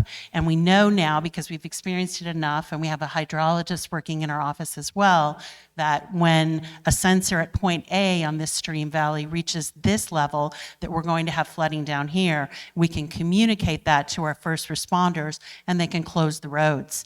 And we saw a perfect example of it this last summer in July. We had a really strong storm event for anyone who was in the area, and the Sligo Creek watershed, which happens to transit a highly populated part of our county, reached flood stage. It went over. We had places near, for those of you who know where New Hampshire Avenue is, you have a bridge that's well over 12 feet above the normal surface of the water, and the water was within a foot of the bottom of the bridge of a major thoroughfare in the region. We were watching that in real time happen. We were able to quickly go in, shut Sligo Creek Parkway, and we didn't have a single swift water rescue in the Sligo Creek area. So I think it really shows that that investment was worthwhile. And now the county is also undertaking a comprehensive flood management plan so they can talk with people. People can now go on, if they live in the Sligo Creek watershed, they can go on our website and find where they are and see what the climate predictions are about the risk for where they are over time, so that they can start to mitigate risk, they can make a plan for what to do. So that's something that I think we feel really happy about that outcome so far. What I love about both of those examples is that they're data and evidence-based. And so sitting in the National Academy of Sciences here, I'm really delighted that you emphasize those examples. So a quick note for our online audiences, please be take a moment to enter any questions into the Slido. And those of you in the room also, will be turning to you as well in a little while.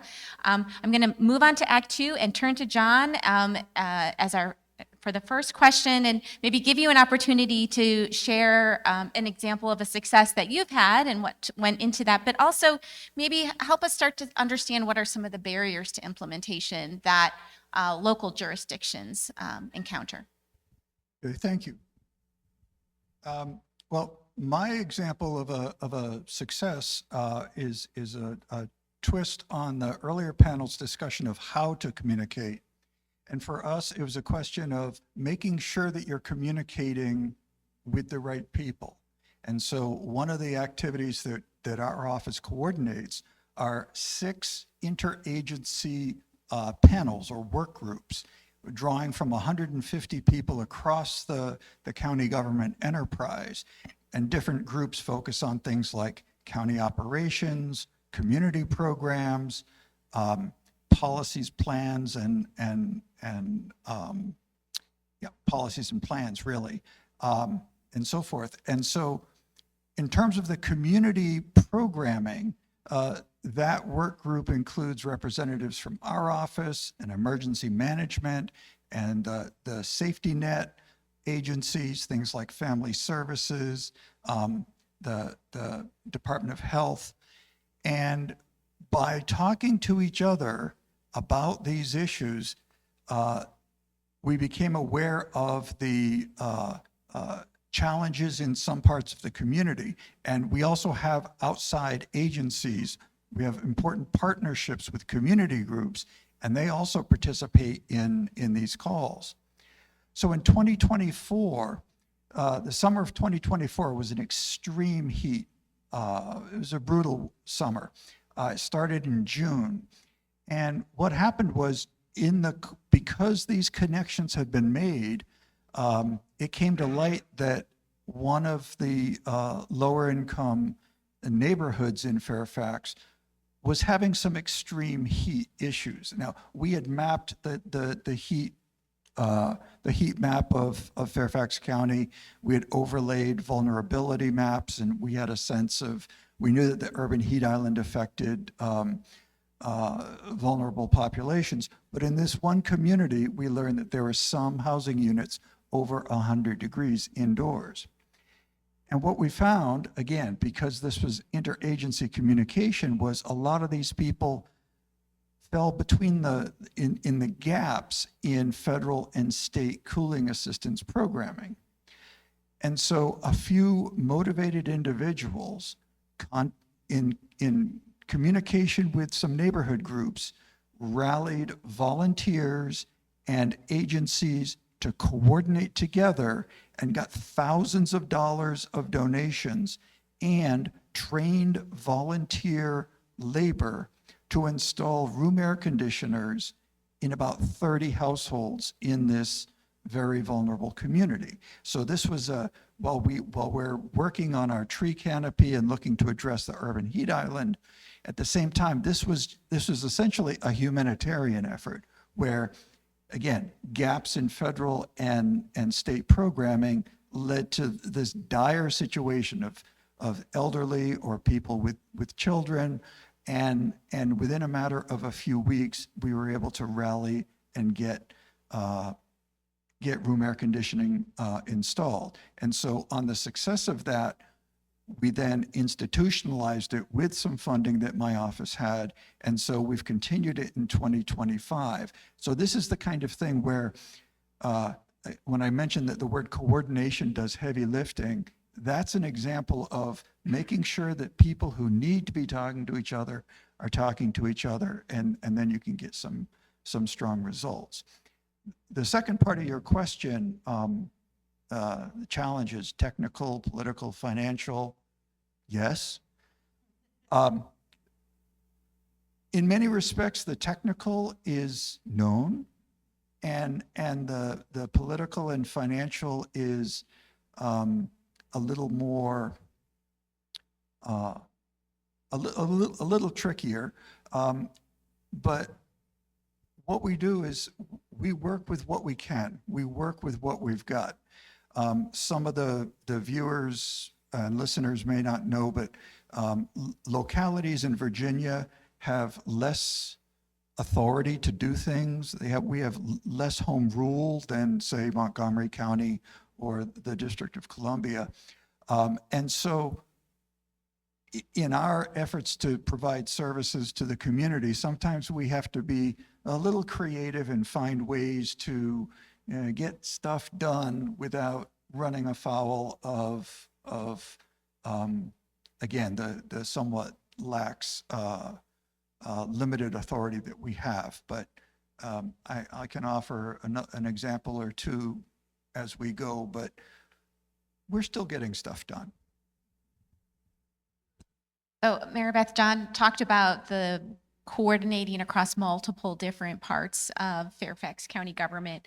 How does DC use cross-agency collaboration to advance your climate goals? And what are some of the roles of community partnerships? You talked about that some in the heat example, but can you expound on that a bit more? Sure, happy to. And most people know that the district is an extraordinarily complex being, right? It functions as a city, a county, and a state. So we have all of those functions rolled in together. And then we also, of course, are the seat of federal government. And we have a long history of continuum of self-governance in the district, where the pendulum has swung to more or less self-governance over the centuries that we've been here in this space. So there's a long history here, but I think where we've arrived right now is that I'm really pleased that you're hearing so much continuity across all of our jurisdictions in terms of the types of things we're doing. And, given where we are seated today, definitely that this work is grounded in data and grounded in science, and that we are working on how do we communicate what we need to do. And so a big part of the way we do that is very much in line with what the first panel talked about, which is working with communities, less in a top-down, the government's coming here with the solutions, and more in a bottom-up, listening to what communities are saying and what are the needs that they need to solve. So one instance of, some really just concrete ways we've done that is we really stopped having meetings in our city headquarters and we started doing pop-up meetings out in the community. We've used, we go to farmers markets, we go to where people naturally are instead of thinking, everyone is scrambling. Some people have multiple jobs, they have caregiver roles. Like, who has the ability to come to evening meetings for something that may seem a little bit arcane about how your city or jurisdiction runs? So we started saying, how can we get to where the people are? And a good example of this is in our Resilience Hub work, which I know that Montgomery County has an interest in. And there's I think between us and Montgomery County and Fairfax County, you'll hear a little bit about what's innovative here and what we've done, and then also where there have been some pinch points. So starting about 7 years ago, we started working in a community, building on the kind of flood modeling that you were hearing about from Montgomery County. We found, surprisingly, we all know about a lot of the federal cultural assets that are at risk of flooding in Federal Triangle, and some people may know about the floodgate, the federal floodgate. And there is a really important collaboration that's been federal and regional, which is the Silver Jackets, which is doing preventative flood work at a federal and local level. So thinking about that kind of planning, because sometimes we just had an instance where we were talking about planning and resilience features on Pennsylvania Avenue. And I kid you not, there are 6 separate jurisdictional or authority entities that have not just interest in, but actual authority or permitting or regulatory roles with that stretch from the Capitol to the White House. So when you're thinking about how complicated that is, you could also look at the Anacostia River, right? Which is, that we have that's a really great example. We have an Anacostia River sediment project, and that is an instance where we work very closely with the Park Service. We work with river keepers. So I'll give a couple of examples there of things that we've done. We have a program that we're really proud of, which is a Green Boats program, where anyone can take a boat. They're totally free. You go out on the river, and the sort of toll for that is that you are either looking at and recording for us what kind of trash sightings you're having, or you're doing actually pulling trash from the river, right? So that's something where we're saying we want more people on the river. We want people to see how that's changing. And that's a really great way where we're saying we're working with National Park Service. This is a local program, but it's very much embedded in the work that Park Service is doing. Great examples there. So we have about 10 minutes until we open up for questions. So I'm going to turn to Mara now.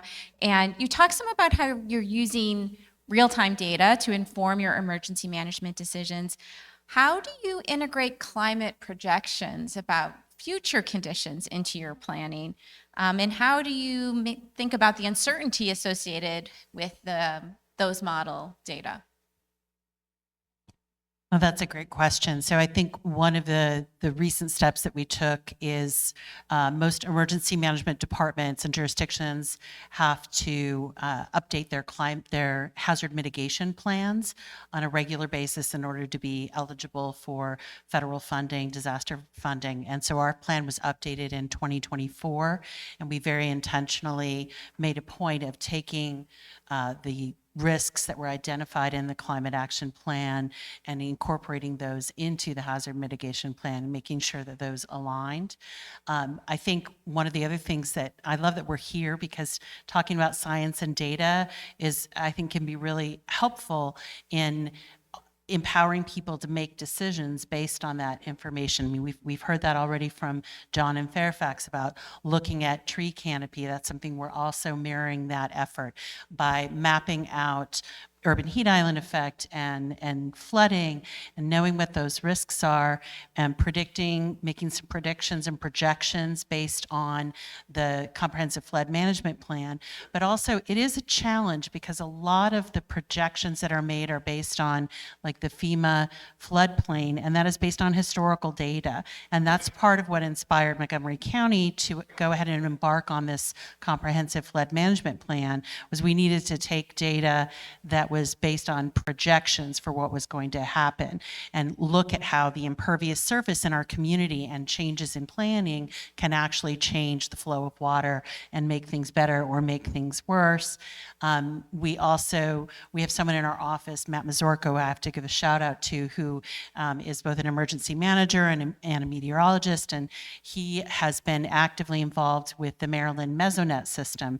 Many states that I think many of our listeners are associated with have a Mesonet, which is basically getting more at a meso or a medium level climate data. So when we see storms coming from Western Maryland, and we now have Mesonet stations there that are going to give us detailed readings on what's the actual soil moisture at different levels, and what does that tell us as we see that storm coming across, and the rain gauge tells us what the precipitation is. How is that going to impact us here? Is the ground already saturated? Are we going to have a flooding issue?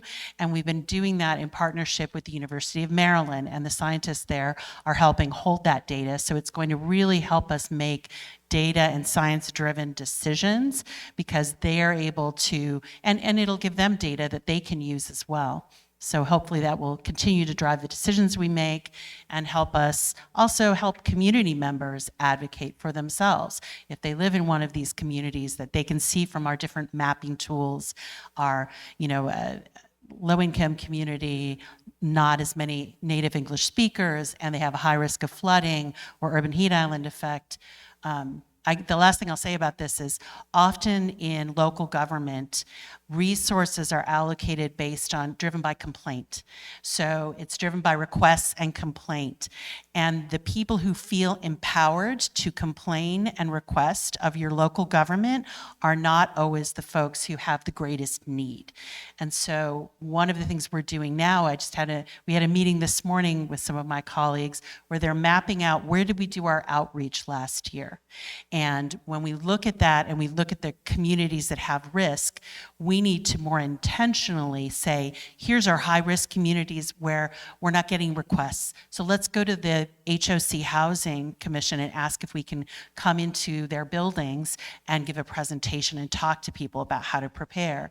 So we need to use that data to really drive where we provide those services, or drive where we provide trees, which, street trees used to be replaced based on request. We need to look at how do we actually use that data to determine we need to prioritize some of these areas. So. Great examples. Thank you for that. All right, so I want to turn to the last part of our conversation before we open up for questions.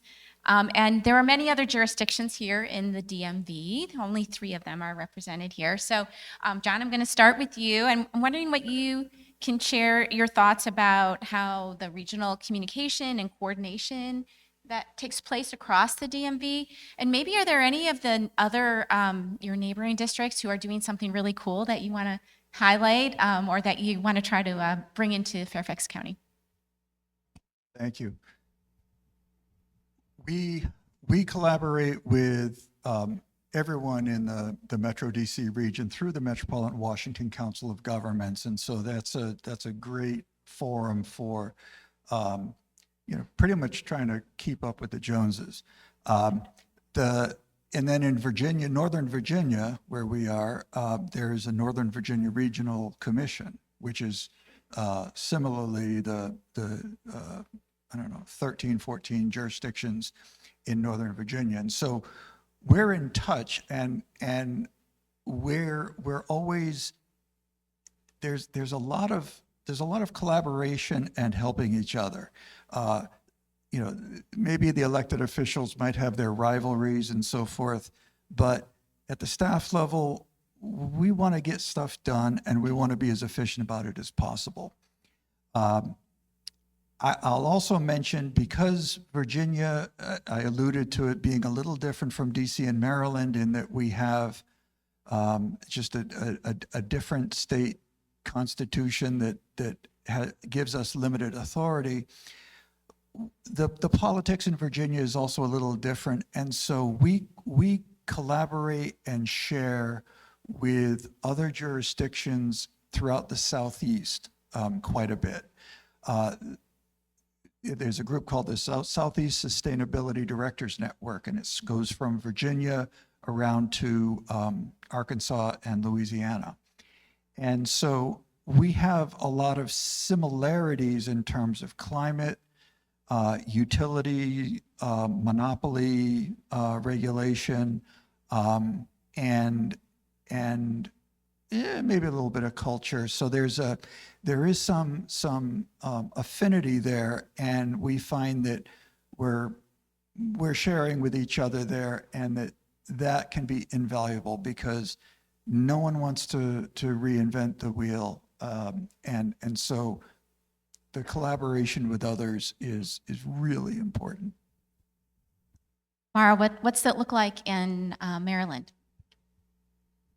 Yeah, I would say we definitely benefit from having the Metropolitan Washington Council of Governments here. And I'm originally from the Pacific Northwest, so I grew up with very different types of hazards, forest fires and earthquakes. And when I first came to this area, I was struck by the fact that there is a lot of the keeping up with the Joneses that John mentioned. It's, well, what is Fairfax doing? What's DC doing? But that can be a great motivator. When you have other jurisdictions really close by in your backyard you can go to. One of the things that came out of our climate action plan that one of my colleagues in the Department of Environmental Protection is spearheading is a climate justice fellows, and that's building on the issue that I think you raised earlier, Amanda, that when it comes to and also Maribeth, that many times when it comes to communicating with communities, we have relationships of trust built out in other sectors of government. So we have health providers associated with different health initiatives that target some of our communities, speakers of other languages and different ethnicities. They have incredible deep reaches and relationships of trust. Just as sometimes people's, as Joelle referred to, their faith-based institution, their mosque, their temple, their church is where those relationships of trust are. And so we are now training up both within county government, but also within the community, members of the community to receive training and bring their wisdom and their needs to the forefront instead of that top-down approach. And very recently, just a few weeks ago, maybe it was longer than that, it's been the storm has everything thrown off in my mind from the snowcrete.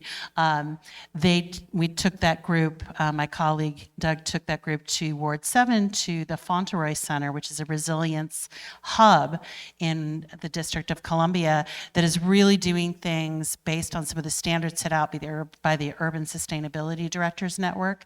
And we're looking at collaboration with them. We're very inspired by the work they're doing, the way they engage their community and have built trust in a community that doesn't always have trust in government. They're more of an independent, kind of quasi-independent institution. So we have a lot to learn from you all in that regard. Likewise, there's some places in Baltimore where they've done really good jobs with resilience hubs. We're doing some from the government standpoint, where we've made a commitment to put them into our community centers, but we also have to look at working with nonprofit providers to get to folks and put them in places where we don't have a location or we don't have trust with that community, and maybe someone else would provide that service better. So we're learning from you all. So Maribeth, maybe I'll ask you the last question before we open it up for audience Q&A. So what would enable cities to move faster and farther on climate action? Ooh, that's a great question. So I think that cities, counties, states, right? Like we know that we're in a nonpartisan environment here, and I think that's really important, right? That science is nonpartisan. But we also know there's a movement against this really critical endangerment finding that is the bedrock for our work in climate action. So I think we need to say we're at a spot where the work of in the first panel, we talked about individuals, informal education, faith communities. We talked about behavior change, right? And here you're seeing where this is really an organic set of building blocks. We're talking about cities, we're talking about counties, and it's absolutely critical that we're humble and we all we all learn from one another, and we don't assume, like I don't assume because we're the capital city, we have some kind of special knowledge bank. In point of fact, we actually have sometimes more complexity and more regulatory layers than we might have in another jurisdiction, right? So we know that Montgomery County is 1 million people, right? That's enormous. The District of Columbia is 700,000. We know, like, we have to think about our metro region has the population of the country of Ireland, right? We're not the country of Ireland, but we're an island of people here in the Mid-Atlantic that have a shared climate, a shared connection in terms of how we make climate adaptation and climate action real for all of the residents of this community so that we can build the future that we want. And we are the ones we're waiting for, right? I know that's a really famous essay from Alice Walker, a really inspirational guiding light. And we really are responsible for enacting the change to serve, to protect, to steward the things that we love, and to also address historic vulnerability, historic patterns of racism, right, of injustice that have impacts in how we do this work going forward. So I think we need to be humble, we need to work together, and we need to listen. And it's critically important that we take that attitude into the work that we do. I loved what Joelle said about thinking, you know, what is the state of your soul? That, like, that's one of the ways that we are oriented towards this work, and that we are really asking questions instead of coming with, here is my solution for you. And I want to just point back to where Mara was on the resilience hubs. The kind of pinch point of that work is that it has not been easily replicable, and it's taken a long time to work at the speed of trust in a community that had historic trust issues. But what's emerged is something that's incredibly powerful and beautiful that meets the needs of a particular community around climate risk. So it's a both and, right? We need in some instances to move really quickly, right? That we heard, we don't have time, we know that. We also know that we have no choice as a species, as a population on a planet of limited resources. We will get this right because we have to, right? But how are we going to get this right for everyone? And I think all of us need to continue asking that question every day. Wow, that's wonderful. So let's turn to the audience Q&A. For those of you in the room, please feel free to step up to the mic. But we'll start with a question from the online audience. So over to you, Nikki. Many climate initiatives begin as pilots. What has helped your work move from demonstration projects to sustained systems-level change, and what tends to stall that transition?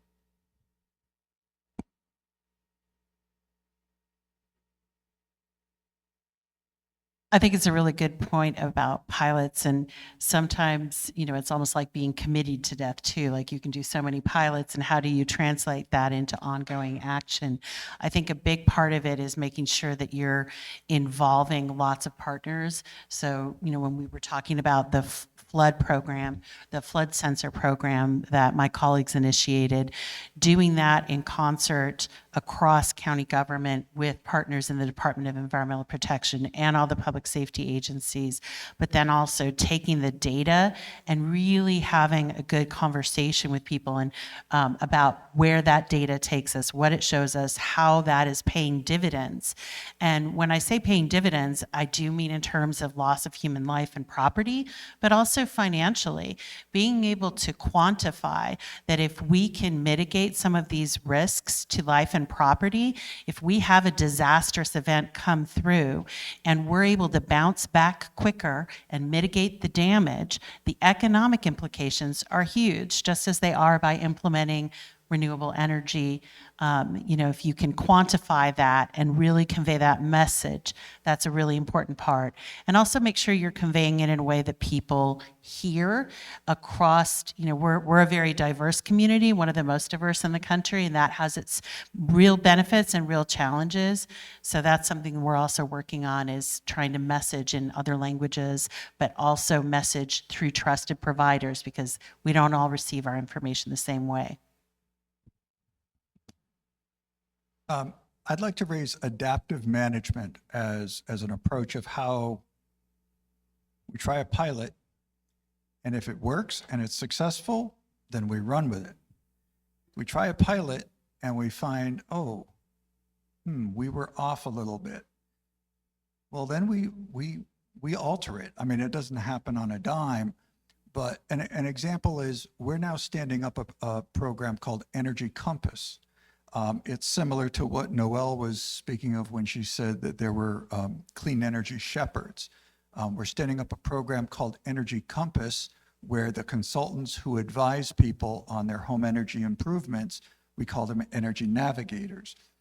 And so that emerged because we had a kind of an informational outreach education campaign, because in Virginia, we can't directly incentivize households. We can't directly incentivize businesses either. We can only incentivize not-for-profits and community groups. So we were trying to get some action in the residential sector. And going to the issue of trust, we had people writing to us and saying, I don't know what to do. Tell me what to do. And so we thought, well, is this just the tip of an iceberg or what? So we did a survey. Again, going to data collection, we promoted and sent out a call saying, hey, we're thinking about setting something up to help homeowners electrify and make their homes more energy efficient. And it was a detailed survey with both multiple choice and open-ended questions. And sure, money was a factor, but in multiple different ways, people told us they're confused, they don't know who to trust, but they trust us. And so that's something that now we're taking steps, and we're leveraging the community and volunteer people out there to provide that advice, and the county's hired a consultant to kind of wrap it all together. But just essentially, the passive approach of information didn't work. People, they want a little bit of hand-holding. So we have a long line of people at the mic. So I think, Marv, if it's okay, we'll go to the question at the microphone. Go ahead. Thanks. I'm a retired climate scientist, and one of the things I wanted to do in retirement was gas up my car from my roof. And I had a solar installation. Now it's been about 2 years. But what was remarkable to me was how long it took to get this three-way communication between the installers, in my case, the Montgomery County government, and the electric utility, to get everybody to yes. That it takes months and months for me, and this was 2 years ago. And then seeing or hearing the podcast on the David Roberts Volts podcast, where he had Saul Griffith, who's one of the clean energy heroes, and saying, in Australia, it takes about a week or two for all of that to happen. So I'm wondering if maybe we can get a little bit of cross-river competition between how fast it takes to get to yes between Fairfax and Montgomery and DC, for that matter. Great idea. Always put some competition to good use. Mara, is this one of the pinch points that you were referring to? It's so funny. I love that. I also did a solar installation, and I was in the district. I still am in the district, and I also found that same thing. And I love that idea of gaming, to see like across the jurisdictions how we could make that work better. And I love it that you're a retired climate scientist and you're here with us tonight and helping us think about how we can do this better. So really, I'm so glad you're Here here. for the hors d'oeuvres, actually. I haven't heard of that issue in Fairfax County. Throw down. If this were wrestling, I'd be on the ground.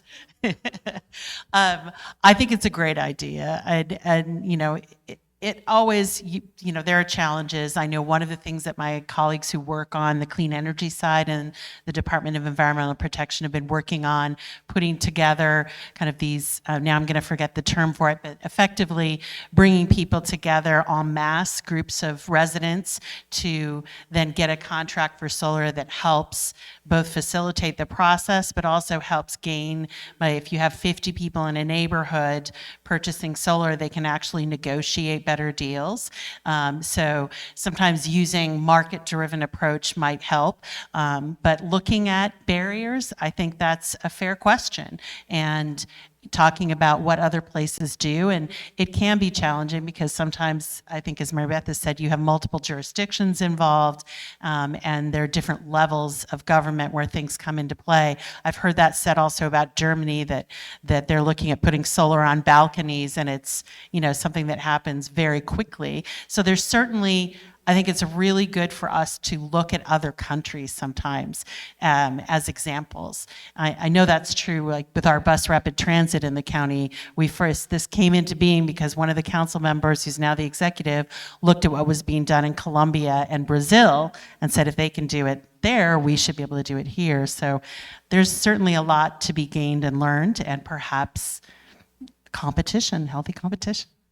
Great, good idea. All right, we'll take one from the online and then we'll return to the questions in the room. We've had a couple of questions on how people can support local governments in taking climate actions like you've all described.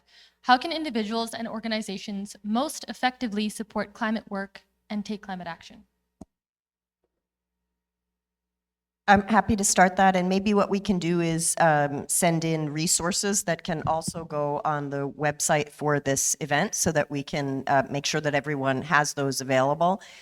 We do a sustainability newsletter every month, and we have a great website, sustainable.dc.gov, where you can navigate to all of our climate materials, and you certainly are welcome. We have had for many years, we're on hiatus revamping it now, but we have had community members who were really interested who became Sustainable DC ambassadors.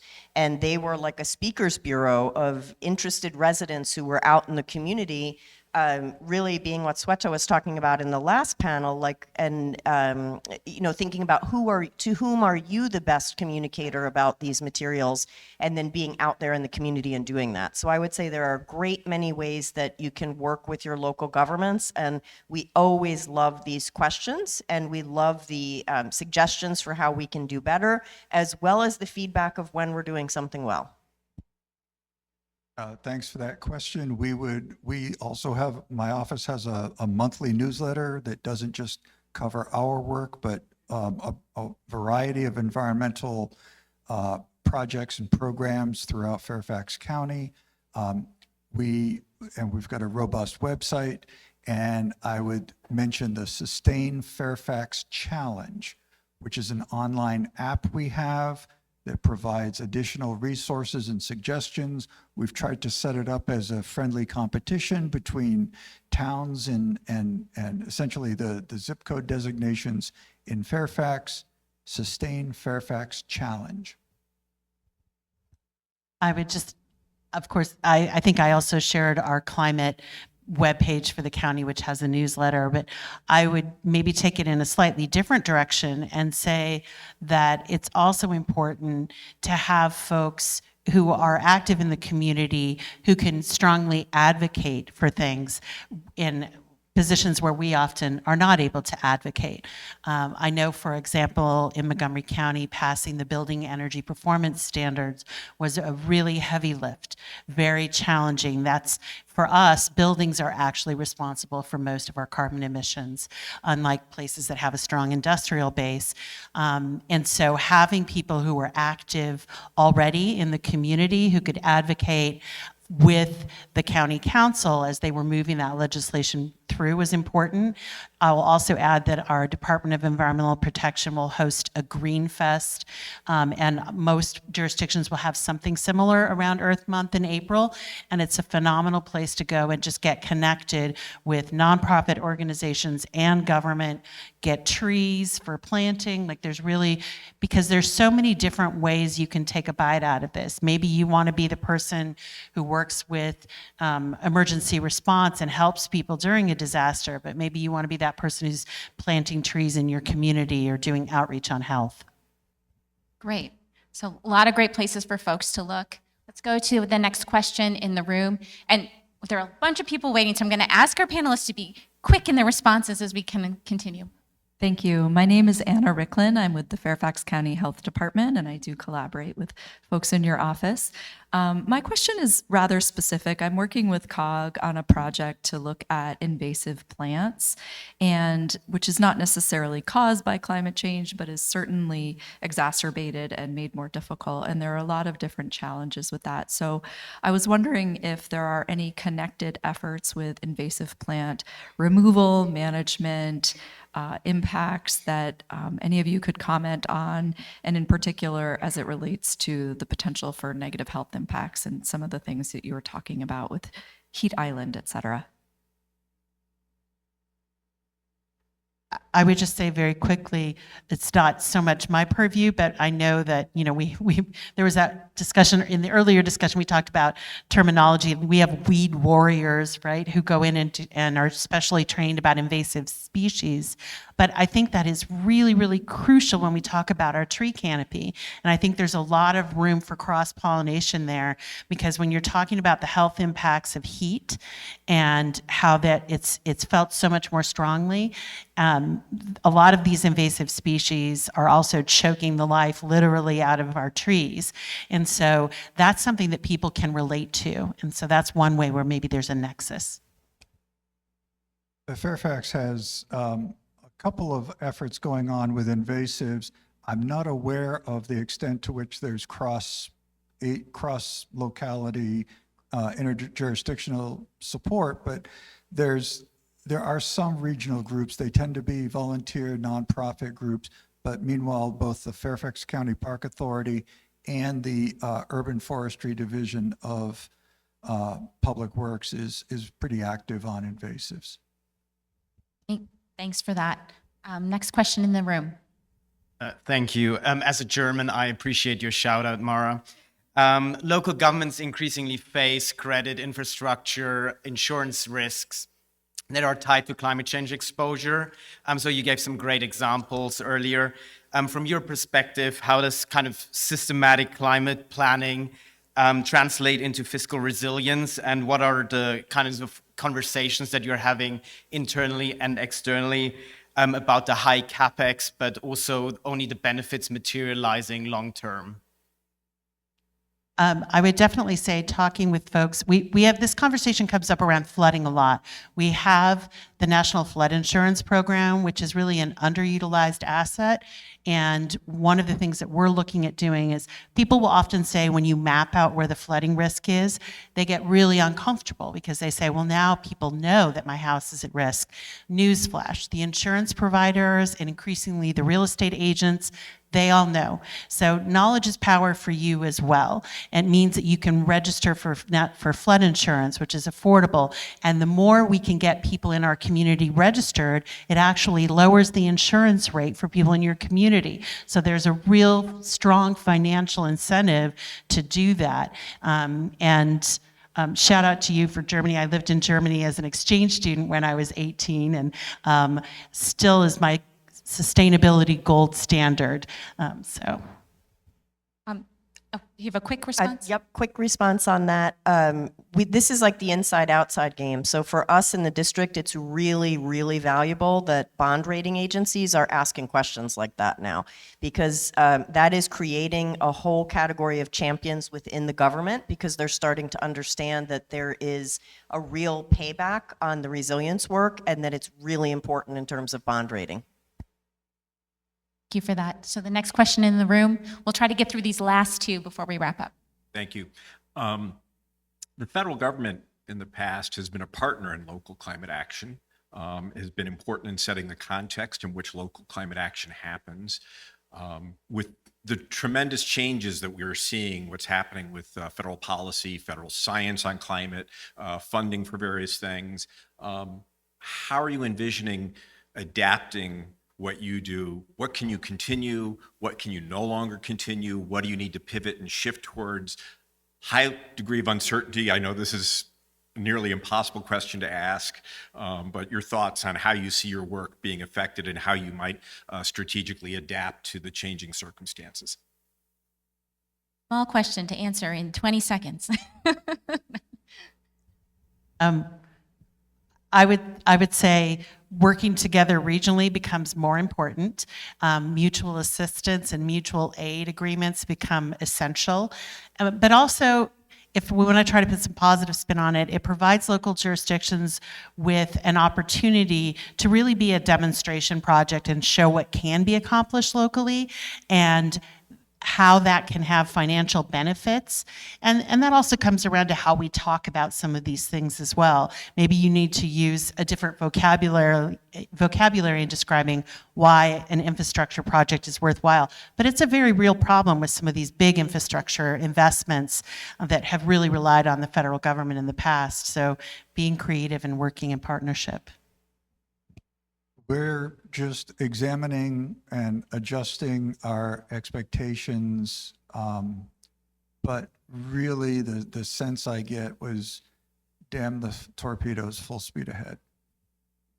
I can just answer very quickly for DC that for obvious reasons, that's a particularly ticklish question for us, and that we are still committed. You know, our goals haven't changed, which are to be carbon neutral by 2045 in the city and to move our government operations to carbon neutrality by 2040. So we have not changed what our goals are, but again, how we talk about them, and to the last point around, you know, really thinking about the benefits of resilience. So we're talking about things in a different way.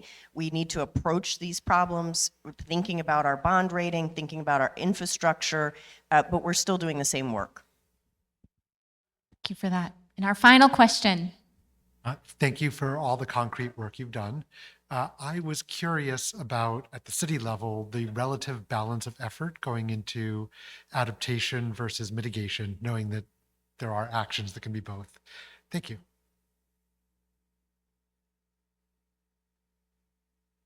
I can start that just as the city amongst us, but you know, I would say it's similar across jurisdictional levels, and that's definitely a both and. And to piggyback on the last question, I think in this environment we are looking for more integration between climate mitigation and climate adaptation than we ever have previously. We are very, very strategic in that space because in the new federal environment we have to be. Thank you, Maribeth. It is a both and for Fairfax County. I do find myself speaking to our elected officials about and emphasizing the fact that climate action is both mitigation and resilience. And I've also made the point that climate change is a global thing, but when it hits, the response is necessarily local, and that we have much more both at stake and control over our response. So I think there is going to be a growing momentum behind bolder resilience. All right, well, thank you for all of those answers. Before we close out this panel, I want to give each of you a moment to give us something that gives you optimism about local climate leadership right now. Well, we don't want to stand between you and the hors d'oeuvres for all the people for whom that's important. But I will say that youth is what makes me really, really hopeful right now. And we are trying to stand up some really specific work around a youth climate council, because we know that that is a constituency that we haven't been able to tap into as much. And we've seen that globally. There are these incredible instances where youth who are saying, you know, we are the generation who will see these impacts. We want to be involved in crafting the solutions. And then I think I would just leave us again thinking about love from Martin Luther King all the way to Valentine's Day. We were talking in my office about what inspired us the most around MLK and his work in this universe, and I think it's a hard time to be doing the work that we're doing, and that I want to remind us all of his beautiful words that the arc of the moral universe is long, but it bends towards justice. So we know that we are the people enacting that curve, and that what we do is really, I mean it truly, a sacred responsibility. So thank you for being here and helping us with that work, and really being committed here. It's people. It's youth, it's the elderly, it's the employed, it's the retired. It's when times are tough, there's nothing like getting to know your neighbor and keeping things local. And I think in dire times, a bit of a hyper-local focus is not just convenient, but it's absolutely necessary. I would definitely echo what my colleagues have said. Young people definitely give me hope. We have a very innovative project that Harris Trobman is doing in Montgomery County Public Schools called the Reach Hub, which is integrating agriculture and actually growing crops adjacent to a middle school, between a middle school and an elementary school. It has solar there. They're working on resiliency. They're working on growing and then selling the food in the community. So innovative projects like that, I get great solace from seeing those things happen and seeing the creative ways people are, you know, meeting those needs. And yeah, I think that's it. Wonderful. Thank you for leaving those moments of hope with all of us. Everyone, please join me in thanking our speakers for a great conversation. Okay. Before everyone gets up, this is our 50th climate conversation. So a little bit of a moment of celebration, and I just wanted to take a few minutes to reflect on the series and express gratitude to everyone who has made it possible.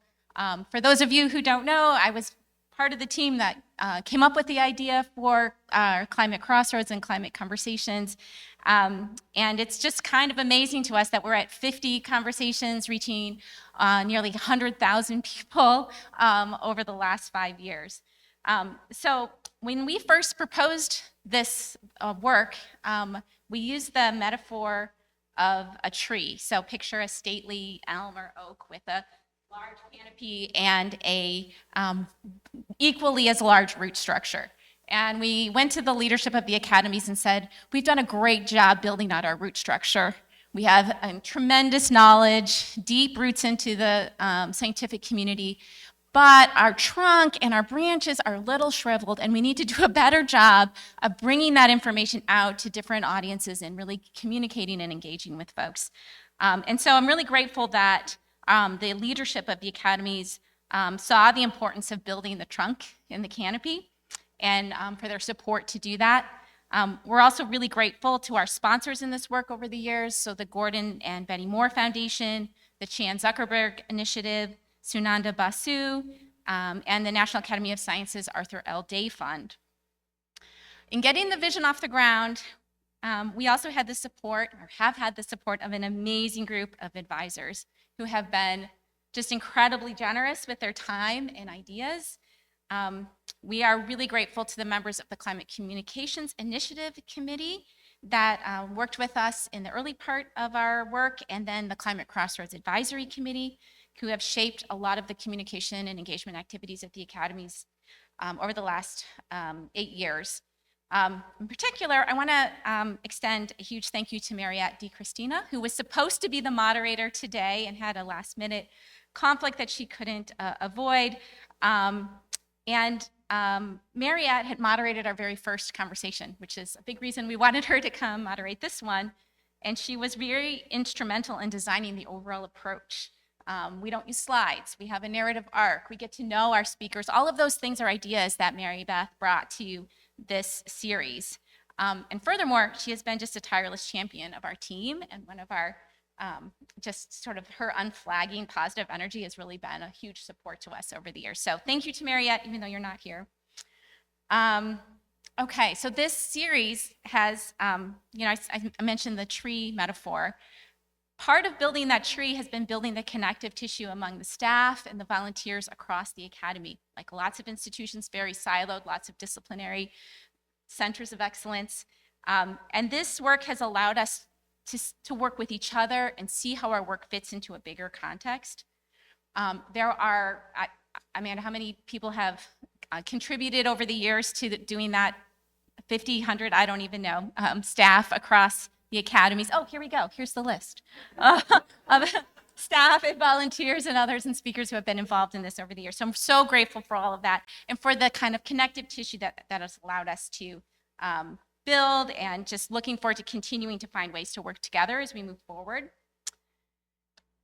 And then any series like this involves, and I'm going to get a little teary because I'm moving on from the academy soon, so this is my last climate conversation in this role, but there's a whole team of people who are working behind the scenes to make everything go smoothly.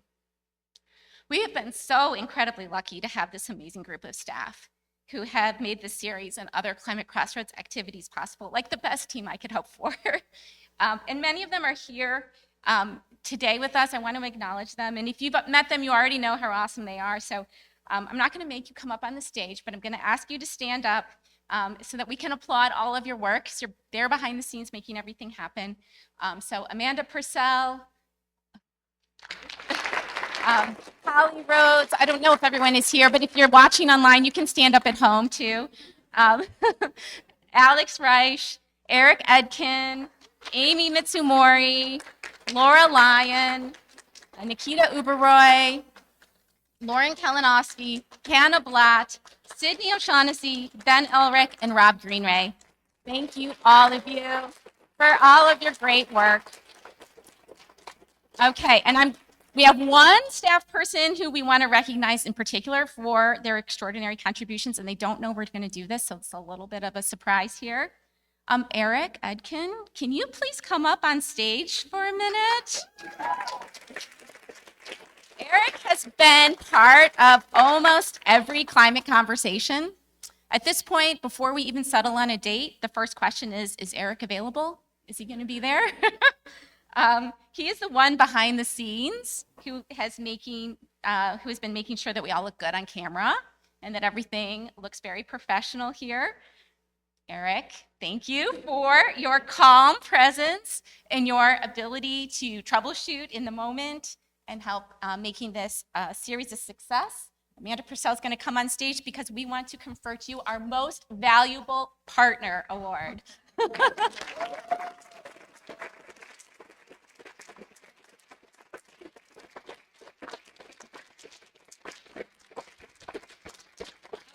So final thank you. Thank you for indulging me in all of this. Thank you to our listeners and contributors. We are so grateful. We get so many questions every time. We're never able to get through all of them. In your suggestions, we wanted to do the climate communication panel because so many of you said, we want to know how to communicate about climate. So we hope this series has helped you to make sense of what's happening with the global climate and figure out ways that you can take actions to help protect the planet and its people. Thank you for everything that you are doing, and we look forward to continuing the conversation with you. Here's to the next 50 climate conversations.